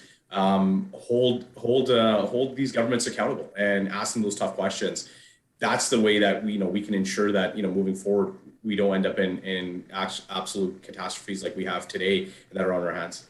Harman, one of the promises that we'll make to loyal subscribers and audience members of this show is that we both will and will not be driven by the news cycle. In other words, we'll talk about stuff that's happening right now that people care about, and we'll also be covering things that people might not be talking about, but probably should be. The last time you were on the show, we were talking about the Indian farmers' protest, and I know that it's not leading the headlines right now, but farmers in parts of India, northern parts of India in particular, have been protesting on highways for, in some circumstances, like close to a year. I know that this has been all over your radar. Can you bring us up to speed on what people in Canada need to know right now? Yeah, and so, last year that became a flashpoint issue. Ryan, Real Talk led the way in covering this when it came to, mainstream outlets. And I think, since then, nothing has changed. The farmers are still in the streets of Delhi, a year later. And it's amazing. Many have died, being on the streets in their protest, and they've not given up the fight. The harsh update is that they've just continued to advocate. They've continued to protest. They're on the streets. They've tried to escalate their protests at times. There's an ebb and flow to how protests happen in the news cycle. And yet you have this ardent group of farmers in India who've not given up the fight. And like you said, it's been over a year for many of them. And, there's a rotation of people. They, some of them go back to the villages and get replaced, but they've maintained those fronts. They've maintained the fronts of protest. And it was interesting when it first started. I had a lot of colleagues and a lot of people that spoke to me that thought that the farmers would just simply recede or they would go back. And you have to understand, this is a fight for many of them for their livelihoods and their futures. And they feel like it's being undermined by a government that's ignoring their interests at the expense of corporate interests. And I think that you now see, the uprising against what has become an authoritarian, totalitarian regime. And that's only going to continue to occur. And, people underestimate the will that many people have. And it's such an inspiration for so many that, just because, you don't get what you want in the beginning, you got to continue the fight. And that's what they've been doing. Yeah. Such a good reminder. Harman, thanks so much for helping us understand. I know that there are so many complexities here. I admire your efforts with the World Sikh Organization of Canada. And of course, if people want to learn more about your advocacy, you can follow Harman and the World Sikh Org via the Twitter post. Sarah Hoyles puts it out every morning right around 8 o'clock Mountain, 10 o'clock Eastern. Hey, best of luck in your city council run, my man. It's great to see your face again. Thanks for doing this. I appreciate it, Ryan. Thank you so much. Yeah, you got it. That's Harman Kandola. He's a lawyer. He's on Edmonton's Anti-Racism Advisory Committee Board, and he's VP for the World Sikh Organization of Canada for Alberta. Also told you and mentioned that he's a member. He's of our Real Talk editorial board, which, if I can give you a little peek behind the curtain, Real Talkers, we just had our first meeting last night, and I'm so encouraged at this new development. We'll introduce you to our editorial board in the weeks to come, and you'll learn more about the role that they're going to play here when it comes to accountability and direction. And we're really excited to be working with Harman Kandola, with Julie Rohr, with Ann Castleman, Chris Henderson, Supriya Dwivedi, Ahmed Ali, Catherine O'Neill, and Corey Hogan. A formidable group, an incredible group of 8, our great 8, so to speak, our Real Talk editorial board. In just a moment, we'll tap into, this is popping up in political platforms, even the early ones. The NDs are talking about it, the liberals, the conservatives are talking about it, public spaces, infrastructure. Why is it so important to public health? How does it tie into COVID? The importance of public spaces. What have we learned about public infrastructure over the past 18 months or so? Isn't it interesting, Hoyles, when you talk about a time frame and then people kind of know exactly what you're talking about? That's when you know it's been a moment in history. If you say to someone, boy, it's been a hell of a last few days, then people kind of go, oh, he's talking about this. Right now, it seems to be that 18-month buffer. If we talk about something that over the past 18 months, everyone just associates it with COVID. I wonder how we'll continue to look back on that 10, 15, 20 years from now, how we'll refer to that period of time. Absolutely. I'm also curious to see what happens on, television shows and in movies. How is this reflected? Yeah. Because I've noticed that, some new shows have dropped on Netflix. I might have done some, chilling. And none of them are actually reflecting the pandemic. And I'm like, hello, this is our new reality. Masks are not going well, in my world, masks are not going anywhere. Yeah. Well, and in your world, or in a lot of people's worlds, maybe as we've mentioned, these indoor mask mandates are popping back up in, remind me, BC and Manitoba, and Quebec's talking about it. Is that right? Yeah. And then I think the thing that really top of people's list is passports. So yeah. That is in Quebec and BC. Yeah. John Horgan, pretty unapologetic about that. The Premier of BC says, I know there's going to be some bumps along the way with this, but this is the way it's got to be right now. And of course, many implications. We're going to be talking about that as part of our ongoing discussions. Why don't we take a break from it all for a second? Anybody want to head out to the mountains with me? Yes, please. It's Wednesday, which means that, we, of course, are so proud to partner up with our friends at Tourism Jasper. This is a weekly feature here on the show. We call it MyJasper Memories. It's an opportunity to get out to, in my mind, the most beautiful part of the entire country. And today, we're going to highlight one of my most favorite spots. I've been here first thing in the morning, and I've been here so late at night that it's almost first thing in the morning again.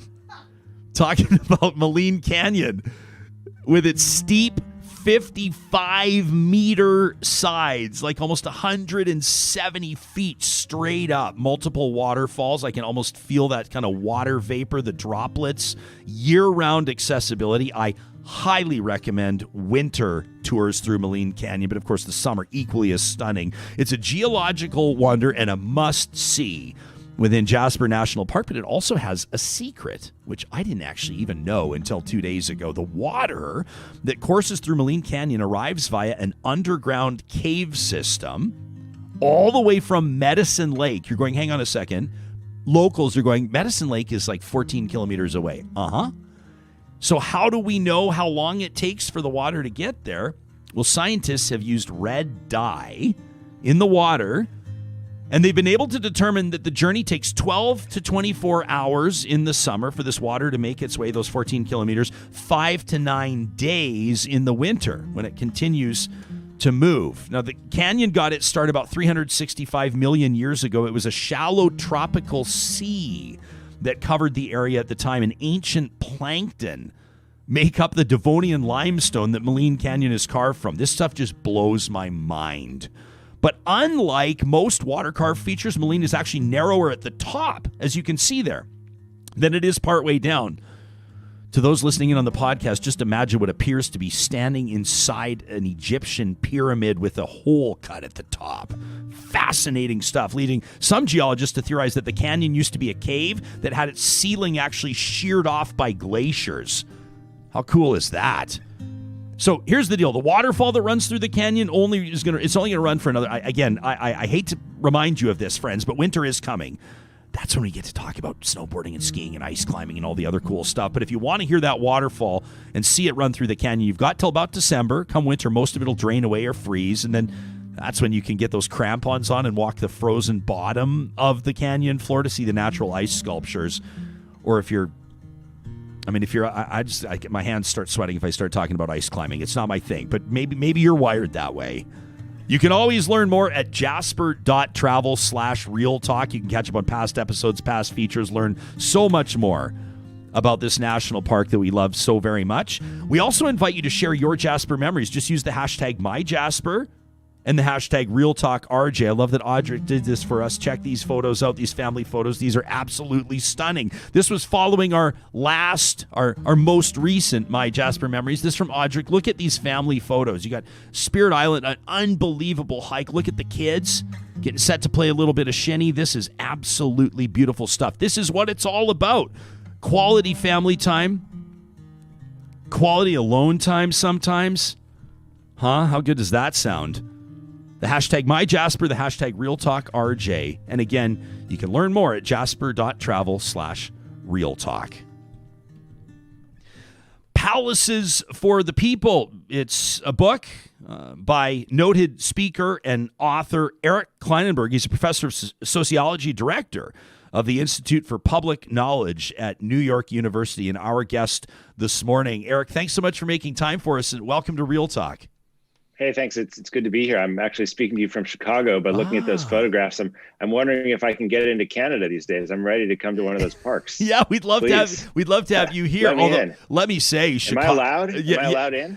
You know what? I have a hard time keeping up to speed on who's allowed and when and what, but I do know that there are many Canadians that are eager to see the border open up so we can see more travel both ways with our American neighbors. That city of Chicago is something special. You get people always say, my wife took me there for my 40th birthday, and everybody was saying, you walk around in Chicago and everybody says it's so much better than New York. You're a bit of an authority on both cities, I guess.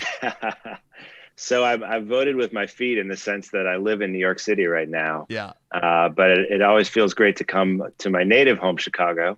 And I put on a few pounds eating pizza just in the last 24 hours. So, oh my gosh. The restaurants. I get the pleasure and the peril of being here. Yeah, the restaurants in Chicago are something special, to be sure. Hey, Eric, the title of your book, Palaces for the People, I love it because it's somewhat self-explanatory, but it's somewhat ambiguous. I even find it to be a little bit tongue-in-cheek. What's the jumping off point of the premise of the book? What prompted you to write it? So it's a book about what I call social infrastructure, a concept we should all be talking about as we make historic investments in infrastructure, trillions of dollars around the world to rebuild the systems that make modern life possible. And the Palace for the People concept actually comes from this guy, Andrew Carnegie. And you probably know him there because he helped to build your central public library. And as he did in thousands of places around the world, he helped to build more than 2,500 public libraries. And Carnegie, as historians have noted, has kind of a mixed record when it comes to human decency. He wasn't great for his workers, for instance, but he was a great philanthropist. And he was an immigrant to the United States from Scotland, and he believed in this idea that the public library was this rare and special place that could lift people up and give them an opportunity to make more of themselves in the world. And he thought, in modern life, when you're working all the time and you're busy, there's just not a lot of places that welcome you in, that dignify you, give you a feeling of possibility and elevate your ceiling. And literally that's what, the classic Carnegie buildings, they have high ceilings if you're in them. You walk up some stairs, they're about creating possibilities. And so the metaphor of this book, Palaces for the People, is that in the last several decades, we have created an economy and a society where a small number of people have gotten extraordinarily wealthy, and they have got palaces, but we haven't really done much to lift up the majority of us. And we need to invest in ourselves. And so the book kind of outlines a blueprint for how to do that. I'll give you a little bit of context, and I know that you're coming, you've got this online fundraiser that you're bringing your support to on September 9th. People can learn more at epl.ca, a fundraiser for the Edmonton Public Library. There was a pretty high-profile renovation of the big downtown library. I won't get into to the architecture around it because it's quite divisive, as a matter of fact, but sometimes the great buildings are.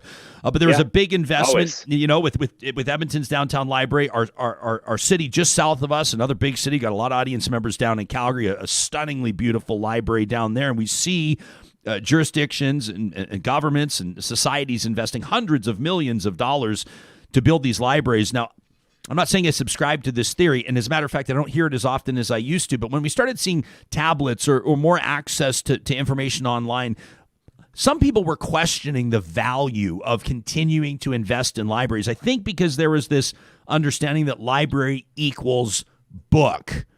You talk about dignity, you talk about opportunity, you talk about potential. I guess what I'm saying is that libraries continue to establish themselves as so much more than just the books on the shelf. I mean, if you haven't been to a great public library the last few years, if they're open, where you are, and they're not open everywhere yet, but they're getting opened, please go visit a library. They are about so much more than the book. You can still get all kinds of books there, and you can get them in any form you want, whether it's a hardcover book or an ebook. But the contemporary library is a different place than the one 100 years ago. And it has evolved, not just technologically in the sense that they have a digital collection, but in terms of its social value. Libraries are doing, more English as a second language than any other institution in the United States. They're doing programming for young children for literacy, for older adults who live alone and at risk for loneliness, for people who are looking for a job, for people who want to be involved in civic affairs. Here in the United States, they played a pivotal role in getting people to register for the census and to vote. They stand, for me, the library stands for the best in our society. It's democratic. It's open to everyone, no matter how much money you make, no matter what your race or ethnicity is, no matter how old you are, what your abilities are. It's free. It's open to everyone, even regardless of citizenship status. And if you think about it, there just are not that many institutions in our contemporary world that are like that. So the book I wrote is about, it's not just about the library. It's about our parks. It's about our school systems. It's about community gardens, transit, very, very much, because a public transit system is a kind of social infrastructure. I would say, as a New Yorker now, one way you learn how to live with a lot of people in a dense environment, people who are different from you, is by taking a public transit system. There are all kinds of codes of civility that we sometimes talk about, the incivility that you occasionally, rarely observe in a public transit system, but mainly a public transit system is about learning how to live together. Just as a library, one of the amazing things about a library is when you get that first library card. I talk to so many people who remember getting their first library card because it's the moment where you realize, boy, if I take out a book, if I don't return it, then somebody else in my community is not going to have a chance to take out that book themselves. And if my neighbors don't return a book that I want to read, then I'm not going to get a chance for it. So you get the library card. It recognizes you as an individual, as a citizen, as a citizen of society. And you start to think about your role in something that's bigger than yourself and your family. You see your relationship to others. What a great way for us all to learn the basics of living in a democratic culture. And boy, we really need to learn those basics right now because I don't know how you're feeling about things in Canada, but here in the United States, it really feels like our whole democratic experiment is teetering on the edge of failure. Well, we're right in the middle of a federal election campaign right now. So September 20th, Canadians will vote. I suppose they'll assess the performance of Prime Minister Justin Trudeau. And we're spending a lot of time talking about this, including taking a look at platforms. And these platforms from, three parties, I'd say, that have got a shot in varying degrees are talking about billions or even trillions of dollars into public spaces. I haven't seen a lot about parks, but I'm sure seeing a lot about infrastructure. I'm sure seeing a lot about transit. I mean, that's how governments obviously can, I think, win favor from people. It seems to me more suburban voters that are interested in that. Maybe I'm glossing that over. And of course, I'm talking to somebody in New York with one of the most robust public transit systems in the entire world. So your perception of it will be different. But it brings me to the question, Eric, how does a voter, or how does let's not say a voter, how does a citizen determine amid all of the noise of election promises and all the zeros behind all the numbers what is good when it comes to a public space for a community? What are the factors to consider? Well, first of all, I'm glad you're bringing this up because when we debate infrastructure in the policy world, it's important for us to recognize that it's not just this kind of classic traditional infrastructure like rail systems and communication grids and power lines, things like that. It's also social infrastructure that's on the line, right? Our libraries, our parks, our open spaces. That's very much part of the conversation when it comes to infrastructure. And we're really admired in that debate here in the US, and I think we need to be. The principles for me for a good public space, they need to be open, they need to be accessible to everyone. There should be no VIP section of your public space if you want it to be a democratic and equalizing space, obviously, although that unfortunately needs to be said, at least here in the United States. A special public space is a place that dignifies the people who come into it. If it's designed well, you feel that as a user, as a visitor, a participant in that space. I grew up in Chicago, as I said before, and Chicago had built all these amazing public spaces in the decades before I was born, but we went into this moment of austerity in the 70s and 80s. So when I was a kid, we had these beautifully designed public spaces that had fallen apart because we didn't invest in maintaining them. So an unspoken thing about public spaces is that they need to be maintained. And the best public spaces, like libraries, are programmed. They have people like librarians or like park workers who create activities, who organize events and programs. So sometimes just the physical design of a place can build programming into it. So a children's room of a library is programmed to do something different than a room that's got periodicals, than a room that's got computers.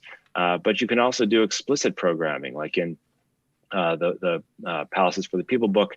I write about this Library Lanes virtual bowling league for older patrons, where every week in New York City, people over 65 years old gather together, and they have TVs hooked up to Xboxes, and they literally compete in these virtual bowling matches, and it provides some camaraderie and some sense of community and physical activity for people who otherwise, at risk of being home and alone and isolated. And so there's all kinds of things that you can do with a public space. And I guess what I would argue is that public space done well gives us a chance to live up to our cultural and our democratic ideals. And what doesn't? Twitter. We just talked to a pretty popular political columnist before we spoke with you, Paul Wells, about his departure from Twitter. And I could relate to, he says I'm much more nasty to people when I respond on Twitter than in person. I thought, yeah, me too. The only difference between the two of us is I'm still there being nasty to people. So it lacks that face-to-face connection. I mean, you alluded to it earlier. When you talk about walking into a public library, you kind of caught yourself and you said, well, maybe they're not all open right now. I mean, we've all been living under this influence of this pandemic for, what feels like 2 years or maybe even longer now. What have we learned about public spaces, whether it's, I mean, gosh, we could approach this from so many angles, couldn't we? Mask mandates on public transit, or the use of public, or the importance of shelters, or what have we learned in the big context of public spaces and investment in them and community implications from COVID-19? So I think the first thing we've learned is that we've taken them for granted. We need them and we miss them when we can't use them. As much as it can be nice to work from home, I think everyone is sick of their living room at this point. We love our family members, but we would like a little bit of a release. We like to be in each other's company. We are social animals. Even those of us who like solitude really appreciate the value of being with people, including strangers. There's a great sociological concept from the French sociologist Emile Durkheim called collective effervescence. I love this phrase, collective effervescence. It refers to the experience that we have of being together and sharing something that feels, special, like when you're at a great concert, or when you're in a park with other people on a beautiful day, or a live sports event and something terrific happens, like, Canada beats the United States or wins the gold medal in women's soccer. Not that I saw or am sore about either one of those things. Yeah, no, fair enough.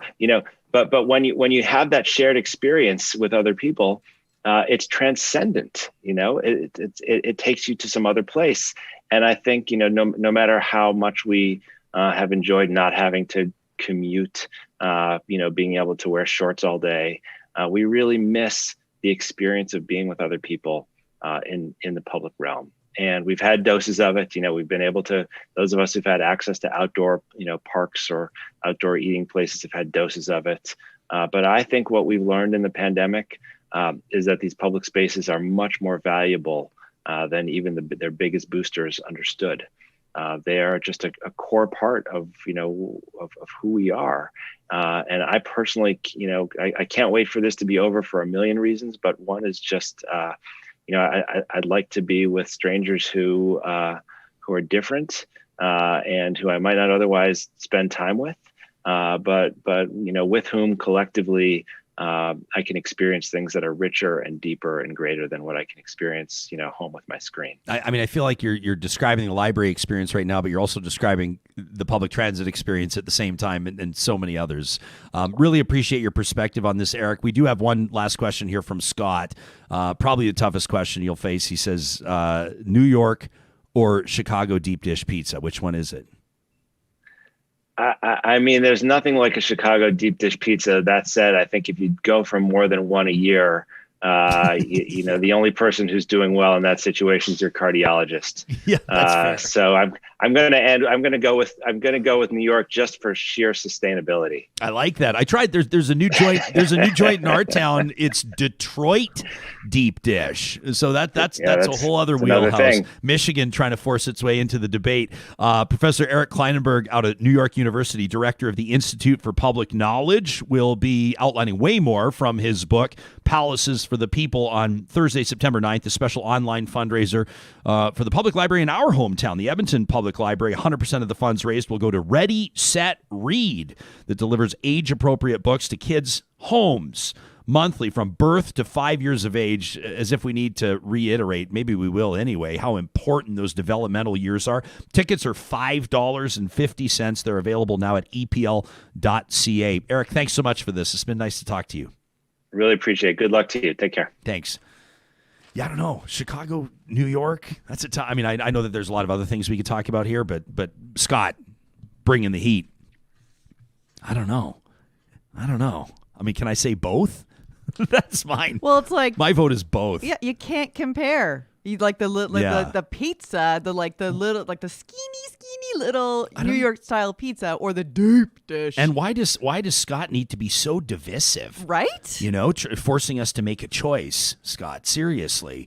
The team at Westworld Computers has kicked off their Back to the Future school and work sale, and you can learn more about it at westworld.ca. When you buy a new Mac with Apple Care Plus at Westworld, they're going to give you up to $100 to spend on whatever accessories. It's pretty awesome accessories there you can choose from. Or if you're looking for a new iPad Pro, like the one I have in front of me with Apple Care Plus, you're going to receive $50 instant savings right there on accessories. And of course, don't forget, if you want to knock down that price a little bit, you can trade in your current Mac, your current iPad. And when you do that, when you recycle or trade in your well-loved Apple product at Westworld, no matter the age, at the very least, they're going to transfer your data for free. So you don't have to go through that process wondering if you're doing it right.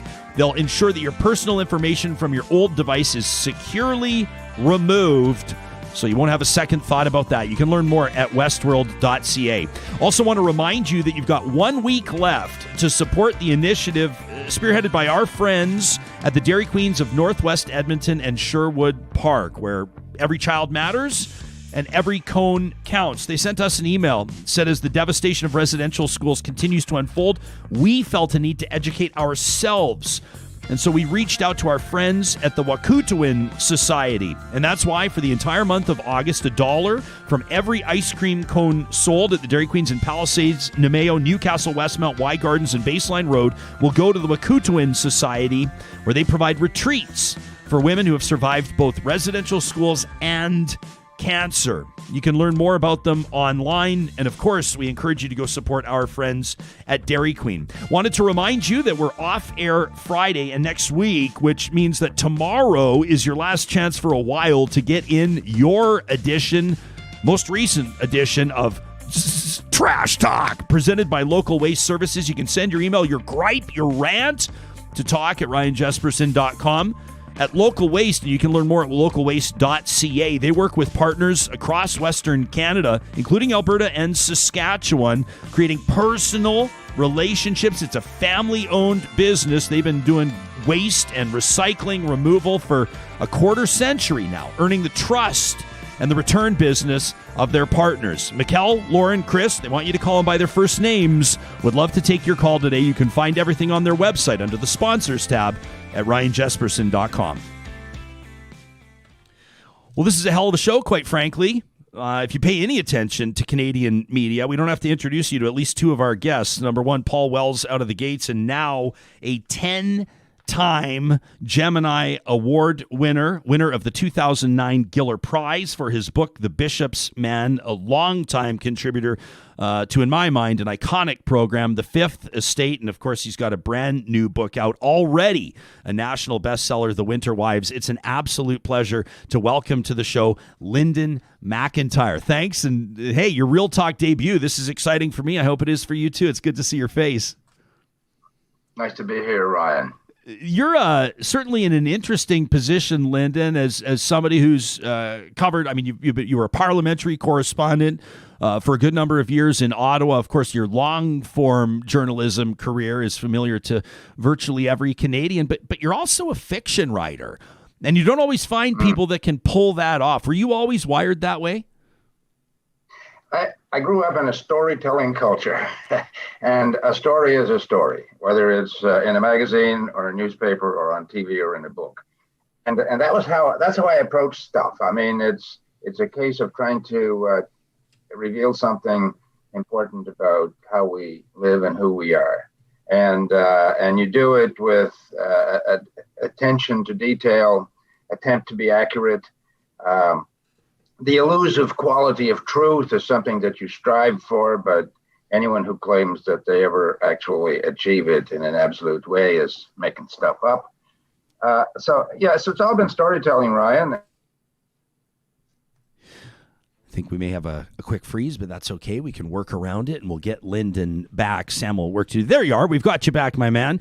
I would imagine, despite the fact that, and I want to talk to you in a bit about your piece published in 2020 about a civil war erupting over the soul of the CBC and the circumstances of your departure there. You caught a lot of young journalists' attention when you essentially said we need to make way for the next wave of talent, which was really remarkable. But does the journalist in you ever go away? I mean, are you paying as keen attention right now to these federal election campaigns as you would have been had you been filing stories every day?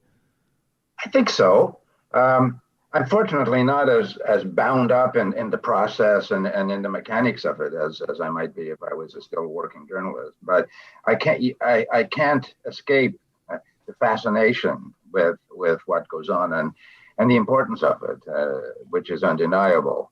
I'm at that point in a long life that where I get a little bit distracted by how the world has changed in my experience and how different everything is, particularly politics, and particularly you were talking before about social media and the impact of that and the reality of that in the world. And I don't miss the kind of, I think, counterproductive urgency that now drives an awful lot of journalism because of the overwhelming presence of the internet and of the various social media platforms, and the overwhelming presence of the public, who, as again you've sort of touched on this before, is the instantaneous response to either events or to what people say about events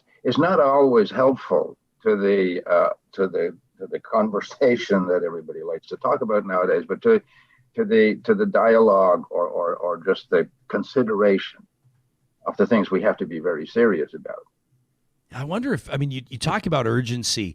And that word, when you dropped that word, it really resonated with me because if you talk to any new media or digital media consultant, they'll tell you content, right? If you want to build your brand or if you want to expand your platform, there's always got to be content, and it's exhausting. You're hitting all the words that really drive me kind of crazy. You know, content, which is a euphemism for information, for quality journalism. I think that the people who manage technology and systems have just sort of dismissed the purpose of these systems, which is to inform people.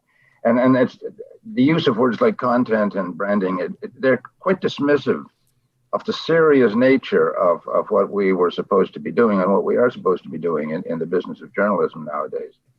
Factual reporting and commentary and the kind of interchange of people's viewpoints that you have, that you're engaged in, which is really not a very new phenomenon. We've had talk radio and talk TV. We've had panel shows for a long, long time. And I think they're absolutely an essential and valid part of the process. Where I get kind of left out is the sniping, the anonymous sniping, the sniping from safe places where you don't even have to provide your real identity. And I find that I've noticed this as a car driver. You're a lot braver and more passionate when you're wrapped up in an automobile and you wave your fist, you point the finger, you swear. Whereas you're standing in a line in a grocery store and somebody annoys you, you say, "Oh, sorry." You say, "Excuse me." You don't treat people in the real world the way you seem to treat them in this technological hot room that everybody likes to play in. So all these are things that kind of combine to make me happy to be able to sit back and reflect in an old-fashioned kind of a way on what's going on in the world and how people react to what's going on in the world. And in that process to extract from my own memory and my own experience a lot of material that, as we say, got left on the cutting room floor, got edited out with a red pencil, but were all important parts of my experience of being present at an event or present in the life of someone who has a problem. People always seem to have the problems when we show up. We don't go to celebrate. We go to find out what the hell is wrong. And so you leave after a long time in journalism, you realize an awful lot of what you know, an awful lot of what you experienced just never got communicated. And you find yourself, I used to notice when I was sort of young and more social, you sit around a lot in bars and places telling war stories to one another. And I realized one day it's kind of like the vets in the Legion. You know, they're telling war stories, but it's a therapeutic process. They are shaking out of their memories, shaking out the experiences they had that were really important to them, but not necessarily important to the story that they were trying to tell. So through the medium of storytelling that I've been engaged in for some time now, which is fiction and nonfiction books, I get a chance to, as they like to say, repurpose a lot of experience and to process a lot of experience, which I believe is kind of therapeutic, because if you just stew about the things you saw, the things you heard, the things that really affected you, it begins to have bad chemical effects on yourself. And so it's kind of healthy, I think, to find a storytelling place and to tell the stories that you never got to tell before, and to describe the characters, even if it's in a fictional kind of representation, that you got to know, that you got to care about, and then you had to walk away from and leave behind in whatever predicament they were in. And you can revisit that, I think, through a novel or through a book, or through some long form that isn't particularly popular nowadays in the mainstream media, but I think is very important to the people who read and the people who listen and view and think. Well, it's your publisher was kind enough to send us an advanced copy of The Winter Wives, and it's you're one of the very few authors that, and I think this is based on my years of enjoying your work on the Fifth Estate, is I read the book in your voice. I hear it in my head. I hear you reading it to me, and it says something. And I want to get into those pages with you in just a second. But it went to show to me, and I had this thought occurred to me that when Linden MacIntyre speaks or tells a story, people are going to listen. And when Linden MacIntyre talks about the CBC, for example, Canada's national broadcaster or public broadcaster, people are going to listen. And you wrote a piece just in December in the Globe and Mail that I know got a lot of people talking, where you talked about how a civil war is erupting over the soul of the CBC. And I thought it was particularly interesting timing to have you joining us here on the show right now because, depending on which pundit you talk to, Aaron O'Toole has the potentially unseat Justin Trudeau as prime minister. We'll see what happens. But a big part of Aaron O'Toole's leadership run in securing the leadership of the Conservative Party of Canada was a promise to defund the CBC. And it doesn't oftentimes become a huge talking point on the campaign trails, and typically party leaders don't spend a lot of time talking about it unless they're trying to win their grassroots members over, typically on the Conservative side. But you've taken issue with what might be a move in the other direction, which is a different source of funding or revenue for the CBC. What's your assessment of Canada's public broadcaster today? Well, I think that we've heard this before: the defund and demolish the CBC. The Harper Conservatives had that on their agenda for even before they became the government of Canada, and the CBC just muddled along through all those years. And there was a kind of a naive notion that Trudeau was going to bring it back into the center of Canadian cultural policy. He pumped a pile of money into it, but I don't think the corporation is in any better shape today than it was in 2015, and I think that some of the things that are happening there are symptomatic of extremely worrisome thinking in the corporation. And the particular item that you referred to was an item that I wrote in response to a very serious debate within the CBC about a decision in senior management to begin to sort of make deals with advertisers that would enable advertisers to determine content that goes out online and in some cases on the radio. And the perception inside, and my perception, is that this is a very slippery slope in a direction that will either it will undermine the credibility of public sector journalism. Now, you can hate the CBC or you can love the CBC, but the CBC has for many, many years been a highly reliable, credible source of information. And whether the information was just straight news or it was long form explanation of things, CBC for many, many years was always present on the world scene to give a Canadian Canadian impression of what was going on. But the allocation of public money that goes into the CBC has become highly contentious, especially within the corporation. We don't know, I'm not there anymore, but I'm still in touch. What do they do with? I know it is a huge enterprise all over one of the largest land masses in the planet, with a mandate to provide service to everybody in that landmass. I do believe that we could be doing a heck of a lot better job of that without actually selling the soul of the corporation to the private sector people who provide a significant part of the funding, and to make sure that the people who run the corporation get a better value from the very large public contribution to the corporation. It seems to me that the rigor required for those kinds of choices just doesn't exist there. There exists largely a sort of a commitment to invent ways to get their hands on more money. Well, everybody wants more money for one thing or another, but I believe that before the CBC either turns to what I would even consider nefarious ways of raising money, they would take a very hard look at what they're doing with the money they have and what the priorities are, and how well the public is being served by the spending of public money.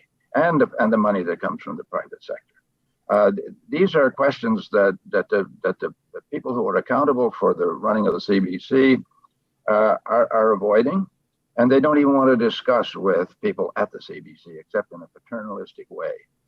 So it's not surprising that there is a very passionate, and I've been around there a lot. I was at the CBC for 38 years, and I've seen uprisings and I've seen passion at times, but I've never seen anything quite as principled and as visceral as the reaction to this proposal that you sort of cut special deals with big advertisers, and you give the big advertisers a voice in what is going to go out on the platform. And that has never been done. I worked for newspapers in the old days, and there was always a sort of a wall between the business side of the operation and the editorial side of the operation. And what we see happening with this new CBC proposal is the crumbling of that wall and the breaking down of the separation of what we would call church and state. And that's perilous, not just in a very real way, but certainly perilous in the optics. And of course, credibility is based to a large extent on optics as well as concrete reality. So I believe that the people who are coming up with this plan, they are endangering the credibility of the CBC. And I believe it's the credibility of the CBC that will continue to justify the large public transfer of resources to the CBC, undermine the will to go to the wall for the CBC.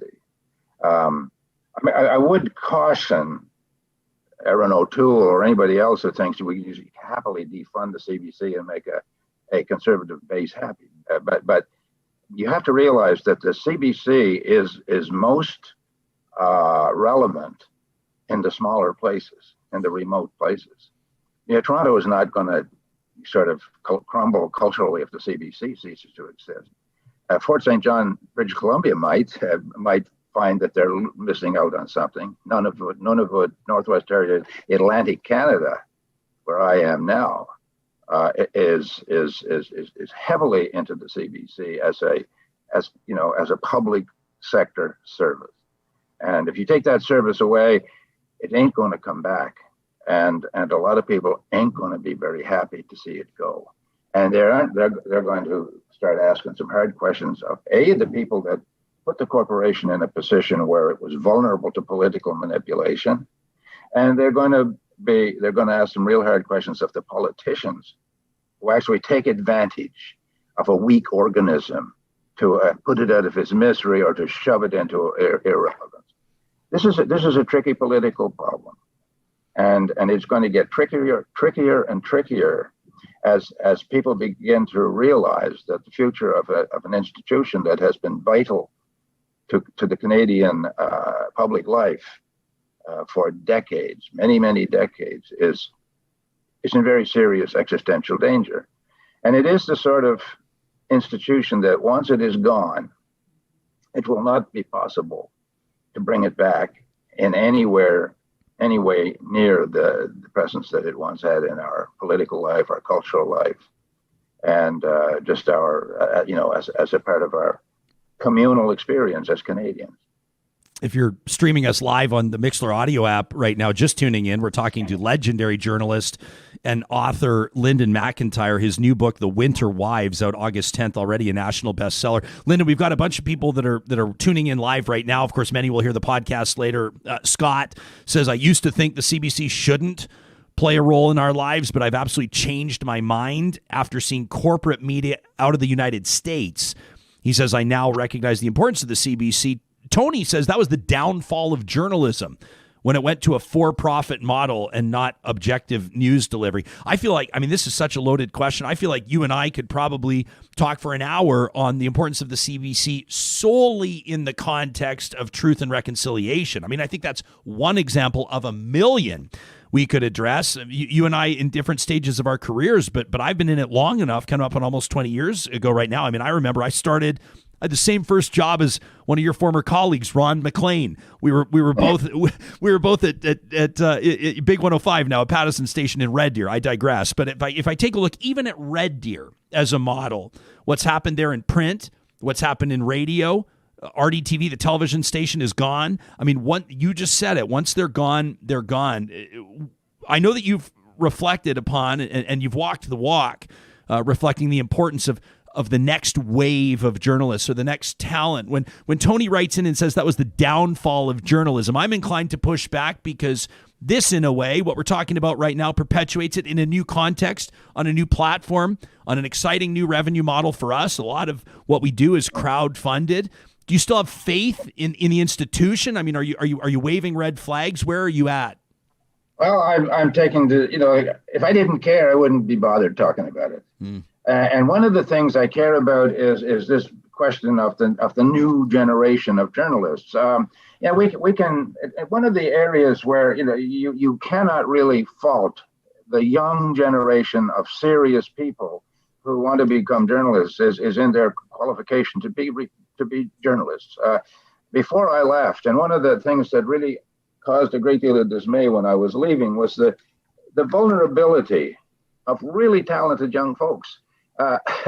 When I compare what I was to what they are, and at the beginning of my career, they speak languages, they understand technology, they care about the world in brave ways. They're prepared to risk themselves and to work for practically nothing, because there's something in their consciousness that drives a sense of the importance of communication and of public sector journalism. Private sector journalism, absolutely. I mean, there would be, it would be a pretty empty auditorium if it wasn't for that. But you have to have a public sector presence, because, it's a cliche that we are dealing with a public sector asset, which is the airwaves and just the general flow of information. So if that disappears, and it was amazing to me the number of people who actually got that when I was there, and the fact that they were just young, they were the last people on board the bus, it made them likely to be the first people off the bus, and I thought that was wrong. The fact that we start to lose the talent before they get the experience. I said at one point, I got a lot going for me. Because I've been in journalism for a very long period of time, a lot of experience and all the stuff that comes along with that. But the one thing I don't have anymore is potential. I don't have the potential to become anything more than I am. And there's a whole generation of people in our profession right now, Ryan, who not only have a lot of what we have based on our experience and just being out there, but they also have the potential to become so much more. And when you cut them off at the knees before they get a chance to get, the number of people that will work as temps, work for little or nothing on short-term contracts, just can't barely pay the rent, and they're still prepared to show up and put in a day's work as reporters. I just have to take my hat off and say I wish people understood that kind of a spirit and commitment is out there, and that people would really work with it to give it a better and lasting place in this whole media landscape. Yeah. Because this is where I see the death. I mean, I think your listeners have maybe alluded to this. You start losing out on that young generation. If they become discouraged, an awful lot of these bright young people that I see coming in, they want to be reporters, they work as temps for a while, they have short-term contracts, and then they branch off into something else, some form of communications, but it's not the kind of independent journalistic jobs that they really yearned for. This is the big threat. The whole newspaper thing is a whole other program, but the collapse of community newspapers across this country or the destruction of them is a national scandal, and I don't know what we do about that. That horse is out of the barn and gone. But yeah, Linden, let me ask you about that, because that was politically, and that was the mandate of, I remember an email that I received from the president of Chorus Entertainment. All of us did, all the hosts did at my previous job on terrestrial radio. And it was right after, it was vice president of news programming, pardon me, but it was right after the Trudeau government had announced that $600 million fund to support media. Yeah. And it was literally a written phrase that we were to read anytime anybody everybody asked us about it to reiterate in the strongest possible terms that we were not receiving a cent of that, because it created, I think, real optical problems for broadcasters and for media outlets. The endeavor of that, ultimately, I'm not defending it, I'm simply detailing it, was to support these smaller town, independent or smaller owned outlets like you describe. I don't know if you believe that is the federal government's job or not. I mean, is it private industry? Is it on subscribers to pay for content? I think we need to have these conversations, because you're right, these voices are disappearing. I don't think it's the taxpayer's job to support community newspapers or any kind of community media. But I do think that the authors of this collapse have to be called to account. The management of large print, in particular, large print conglomerates over the last number of decades has been predatory, I believe.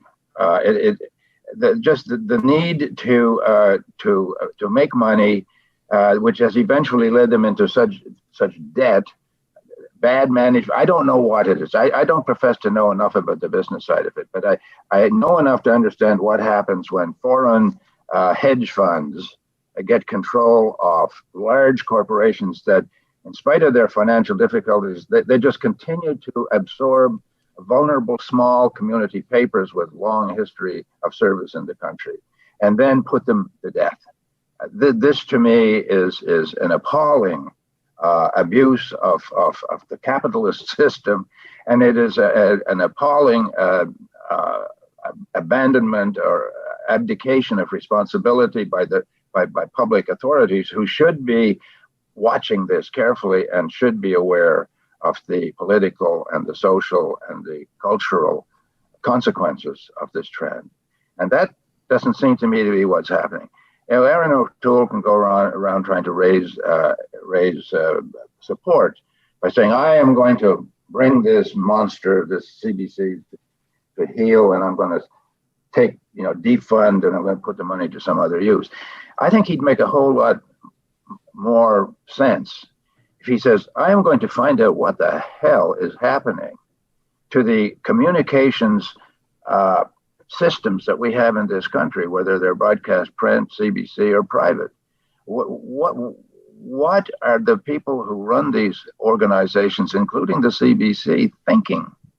What is their vision?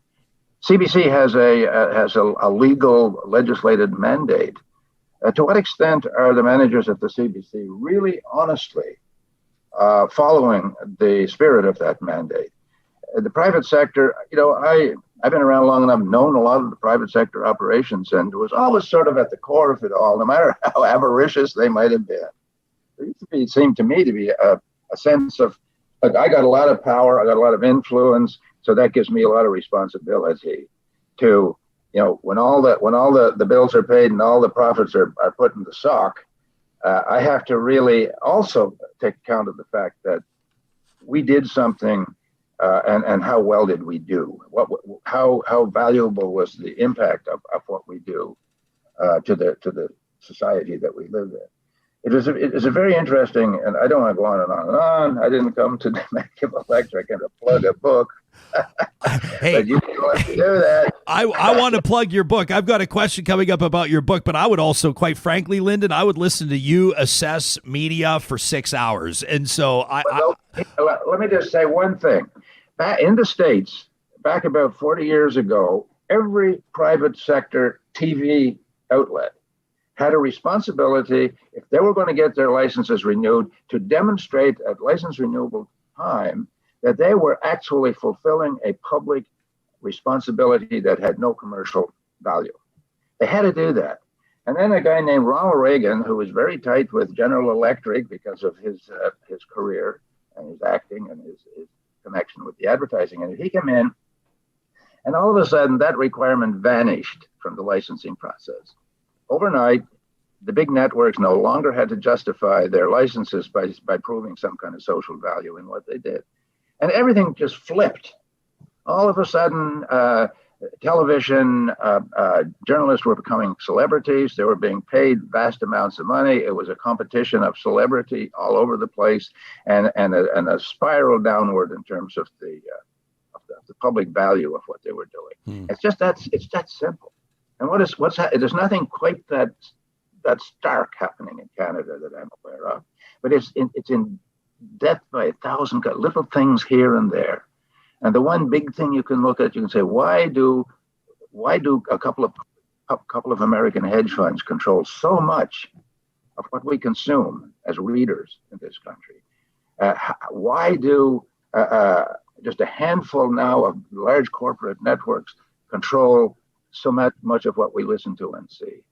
And I don't know the answer to that, but if Erin O'Toole or Jasmeet Singh or Justin Trudeau wanted to really get a serious conversation going in this election campaign, they would take it in that direction rather than just CBC good, CBC bad, hate it, love it, left wing, right wing. Who cares? As long as they're delivering reliable information and providing a platform for good ideas and a place to sort out the bad ideas, I think that then they're worth whatever they cost. This is the insight that's established you for who you are. Linden, when it comes to Canadian media, I sure appreciate your analysis. It is wild, isn't it? I mean, I won't go down this path, but there are American television personalities making literally $30 million a year. $30 million. I remember it was a story when a Vancouver radio broadcaster and an FM morning host signed $1 million deal. That was the biggest deal in Canada at the time. So $30 million is hard to wrap your mind around. Let's talk about your book, The Winter Wives. Obviously, a national bestseller released 2 weeks ago. That's got to feel good. At the center of it, this lawyer who can't stand golf, just like you, who described it as you write once. It pains me to say it, although I can see where you're coming from, because after years and years of torture, I still celebrate if I can shoot an 89, Linden. So I'm hardly a sandbagger, but this lawyer that can't stand golf, but he loves the criminal, the shady character that he plays with, and so he's willing to pay that price. Is this some personal experience? Is this somebody you interviewed once, or is this you writing? Actually, all fiction draws on experience. And in this particular case, yes, I had a lot of friends who were really, really excellent athletes. They played football, they played hockey, they played, and they all seemed to play golf. And, I was never going to be a football player or a hockey player, but they all seemed to think that I could be a golfer. And they kept torturing me until I realized, I'm just going to go along with this and, make them feel better by humiliating me as often as they want to. And I knew I would never even be a bad golfer. I would be a non-golfer on the golf course. And I came to terms with that. And I decided when I was doing this book, there's a character in this book who's very much like somebody I really knew well, and who was A, athletic, and B, a golfer, and C, a kind of a, criminal. I can't find a better word, but he was a criminal. He and I were close for a very long period of time, and I never got to work with him, but I often thought that it would be interesting if I had been in a field of work that would have been useful to him, like the law. And so these two characters emerge as sort of fictional vehicles for me to explore the nature of relationships, the nature of how self-knowledge, and the nature of what we know about people we think we know. And I sort of gradually evolved a certainty, and it didn't come overnight, but we never really know as much as we think we know about the people that interest us or that we care about. We never know as much as we think we know.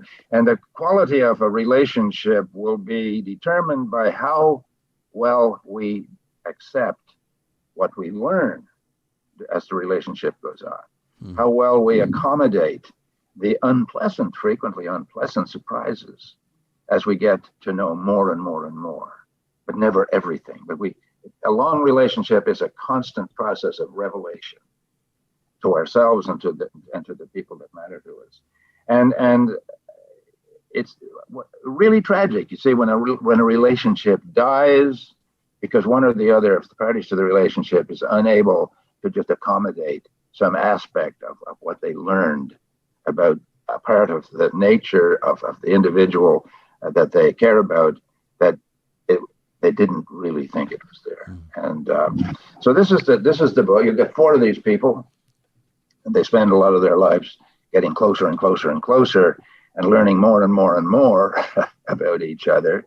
When they really thought that back when they were teenagers, they knew everything they wanted to know about each other. But as adults, they begin to discover that, it's a constant process. A relationship is a constant process of discovery. And as one of the characters says in the book, love is an unusually intense curiosity. It's a drive to know more and more and more and more about someone who intrigues you, someone about whom you're infatuated. You have to know more and more. And that's dangerous, because the more you want to learn, the more you will learn, and the more you are open and vulnerable to unpleasant surprises. As someone who saw his grandmother live with the dementia for many years as well, I mean, everyone's personal experience informs their interpretation of sometimes the same words, somebody else reading them may have an entirely different feeling around it, but that's also really another interesting angle. People need to read the book themselves, of course. Yeah. Is that something that dementia and first of all, let me just acknowledge, I'm so grateful for your time. We didn't ask you for this long. I'll make this my last question, Linden, but that's one that resonates when even the word dementia hits me, as it does so many people. Is that the case with you as well? Yeah, I haven't had it personal, mercifully, but to me, dementia is the ultimate challenge to any relationship, because it is the disintegration of what we know about someone. It's the disintegration of a personality, and it is a sort of a rapid revelation of things we didn't know, huge surprises. Someone who was a gentle soul becomes a violent, abusive person. Someone who was a doer and unpredictable individual becomes a sweetheart. This happens, and I've seen this happen. And so the person who is dealing with someone in a case of dementia is constantly challenged all the time to accommodate, understand, and help with challenges that they never really thought that they would have to face. And so it's at the center of this story too, because it kind of brings into stark relief an extreme case where you do really have to question how valuable is this person as a lover or a friend? How valuable is this person as a part of my life? How far down the road do I go accepting and accommodating and redesigning my own life to accommodate that person's life? Beautifully said. Sometimes it's extreme. I've got an audience member that goes by Lalazaz that says Ryan's final question is never the final question. So I'm going to prove Lalazaz wrong, and I'm going to thank you for your time. But first, I will force you to endure some praise, which we will heap upon you. Kaylin, who's listening in from Vancouver right now, says Linden's voice is so calming. I'm listening while I work. I'm going to have to go back and re-listen to fully capture everything he's saying. Kaylin says the book sounds excellent. She's going to order it. And hey, we're in a bit of trouble as well. We've got audience members saying Penny says she's got errands to run and she was getting set to shut this down. She heard you were on, and so she stayed, and she's not getting anything done right now, Linden. So I think that falls on your shoulders, not mine. But many others are thrilled, including, just looking at this, Mark listening in from Utah and a whole bunch of others. I haven't even given a shout out to where you're joining us from right now, the great, beautiful area of Canada that is Newfoundland. It's been an honor to have you here on the show, Lyndon. Congratulations on the new book, The Winter Wives. And thanks for giving us so much of your time and such valuable insight today. Thanks, Ryan, and thanks to all the great people that have responded and through your program. And I hope you just keep doing it and doing the job that really has to be done for the public of Canada. And I'm happy to have been here. I promise you I will, Linden. And thanks very much. That's Linden MacIntyre, his new book, The Winter Wives, released August 10th, already a national bestseller. The guy has won 10 Gemini Awards. 10. Like if you win one, you are a Gemini Award winner, right? It's like it's like an Emmy in Canada. If you've won 10 of them, you'd have to remind him. You'd be like, so how did it feel to win the Gemini in '94? He'd probably be like, which one was that again? I don't know. It was like 10 of them. How was 10 the of them. sixth? And then you introduce him and you say this, and then you go, oh, and by the way, he also won the Giller Prize. I was going to say, for the Bishop's Man, which is also no small feat. So really an unbelievable guy. And thanks to those of you that every single day push off your other obligations to hang out with us here on Real Talk. We love those of you that find time to fit it in during the day. This is probably a good time to remind you that in our podcast descriptions and in our YouTube descriptions, we know, I mean, we're doing a 2-hour show every single day. Today, we're doing 2 hours and 15 minutes because we can. But I know that's a lot. And I know that some of you might be listening to us on your commute or on your dog walk or when the kids are quiet for a little bit, but not too quiet. Our living room furniture has now been recently adorned. Wyatt got a new set of markers and yesterday decided to put a signature all over the new. Never let your kids get too quiet. Bless his heart. It washed off. Everything's okay, everybody. But if the kids are quiet for a little while, you've got 10, 15 minutes for Real Talk. Sarah does a great job with time codes, letting you know when each interview starts. So you want to go to Paul Wells, it's probably going to be about 11 minutes in. You want to hear from Harman, Singh, Kandola, it's probably going to be about 25 minutes in-ish. You can click right on it. It'll take you right to that interview. Of course, this show would not be here without the support of our amazing sponsors, and that includes the team at Friesen Brothers. I saw that some of you were trying to pick a fight yesterday on Twitter. One of you realized in particular, after taking my word for it, that the Friesen Brothers sourdough cinnamon buns were worth the trip to wherever your closest Friesen Brothers is. You noticed that there were no raisins in those cinnamon buns. You tagged Friesen Brothers in it and you tried to start a fight. And you were successful. But you'll note that I stayed out of it. Because although I love raisins, I do not insist that they appear in my cinnamon buns. The team at Friesen Brothers, probably with similar insight, that's why they've sold millions of them over the course of the 66 years that they've been family-owned and operating in 16 locations across the province of Alberta. You can find more than cinnamon buns, by the way, as well. I tried those Hatch chilies the other day from Hatch, New Mexico. Actually, really good. Did them on the grill. Fantastic. How hot? Not crazy. Not crazy hot. They're recommending you can sub them in for the bell peppers. Right. So it's not like don't sub them in for habaneros. You will be disappointed if you're wanting something mild. I mean, but there's always those people that they want to sweat till their face starts to melt. That's not my style. Yeah. I'm when not I big have to on get that. a Kleenex to eat a pepper, I'm not interested. Yeah. Are you like a super hot? I mean, Sam, we know you're super hot, but thank you. But guy's the best dressed guy in Edmonton. There's no question about that. I'm very much flavor over pain. If I'm feeling more pain than getting flavor, you've gone too far. I was asked to participate in this charity challenge a while ago. I won't say who it is. It's actually a really funny model. But they're like, there'd be more donations. They'd have varying degrees of chicken wings. And the hotter the wing that I would eat, the more money they would raise. I'm like, this sounds like a bit of a circus for me. Thank goodness I was double booked. And so unfortunately I was unable to participate. I'll be curious to see who they booked to sit in that chair. But the Hatch chilies, no way. And are we still doing the Friesen Brothers read? Yeah, you can find Hatch chilies and so much more at Friesen Brothers, Alberta grown and Alberta owned.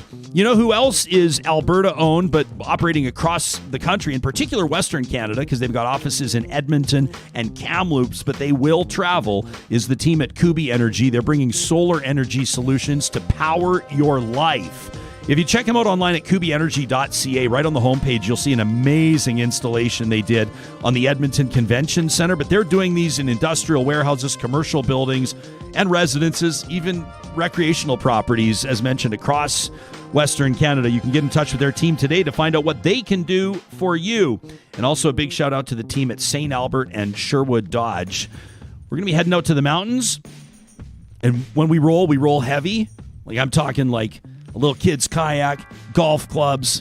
We're going to bring our espresso machine and our popcorn maker and all the kinds of things, right? All the kinds of things. So I reached out to Brad and I said, hey, man, is there a way that we could organize something where maybe I could get my hands on a vehicle that's a little bit bigger than the one I'm in? Just temporary. He goes, browse our inventory. Let me know what you think. And I said, well, Brad, I'll just remind everybody that they can do that by following the links under the sponsors tab at ryanjesperson.com. Sherwood and St. Albert Dodge have your best selection of Ram pickups, of the entire Jeep lineup, including that new Grand Cherokee L with the third row of seats and so much more.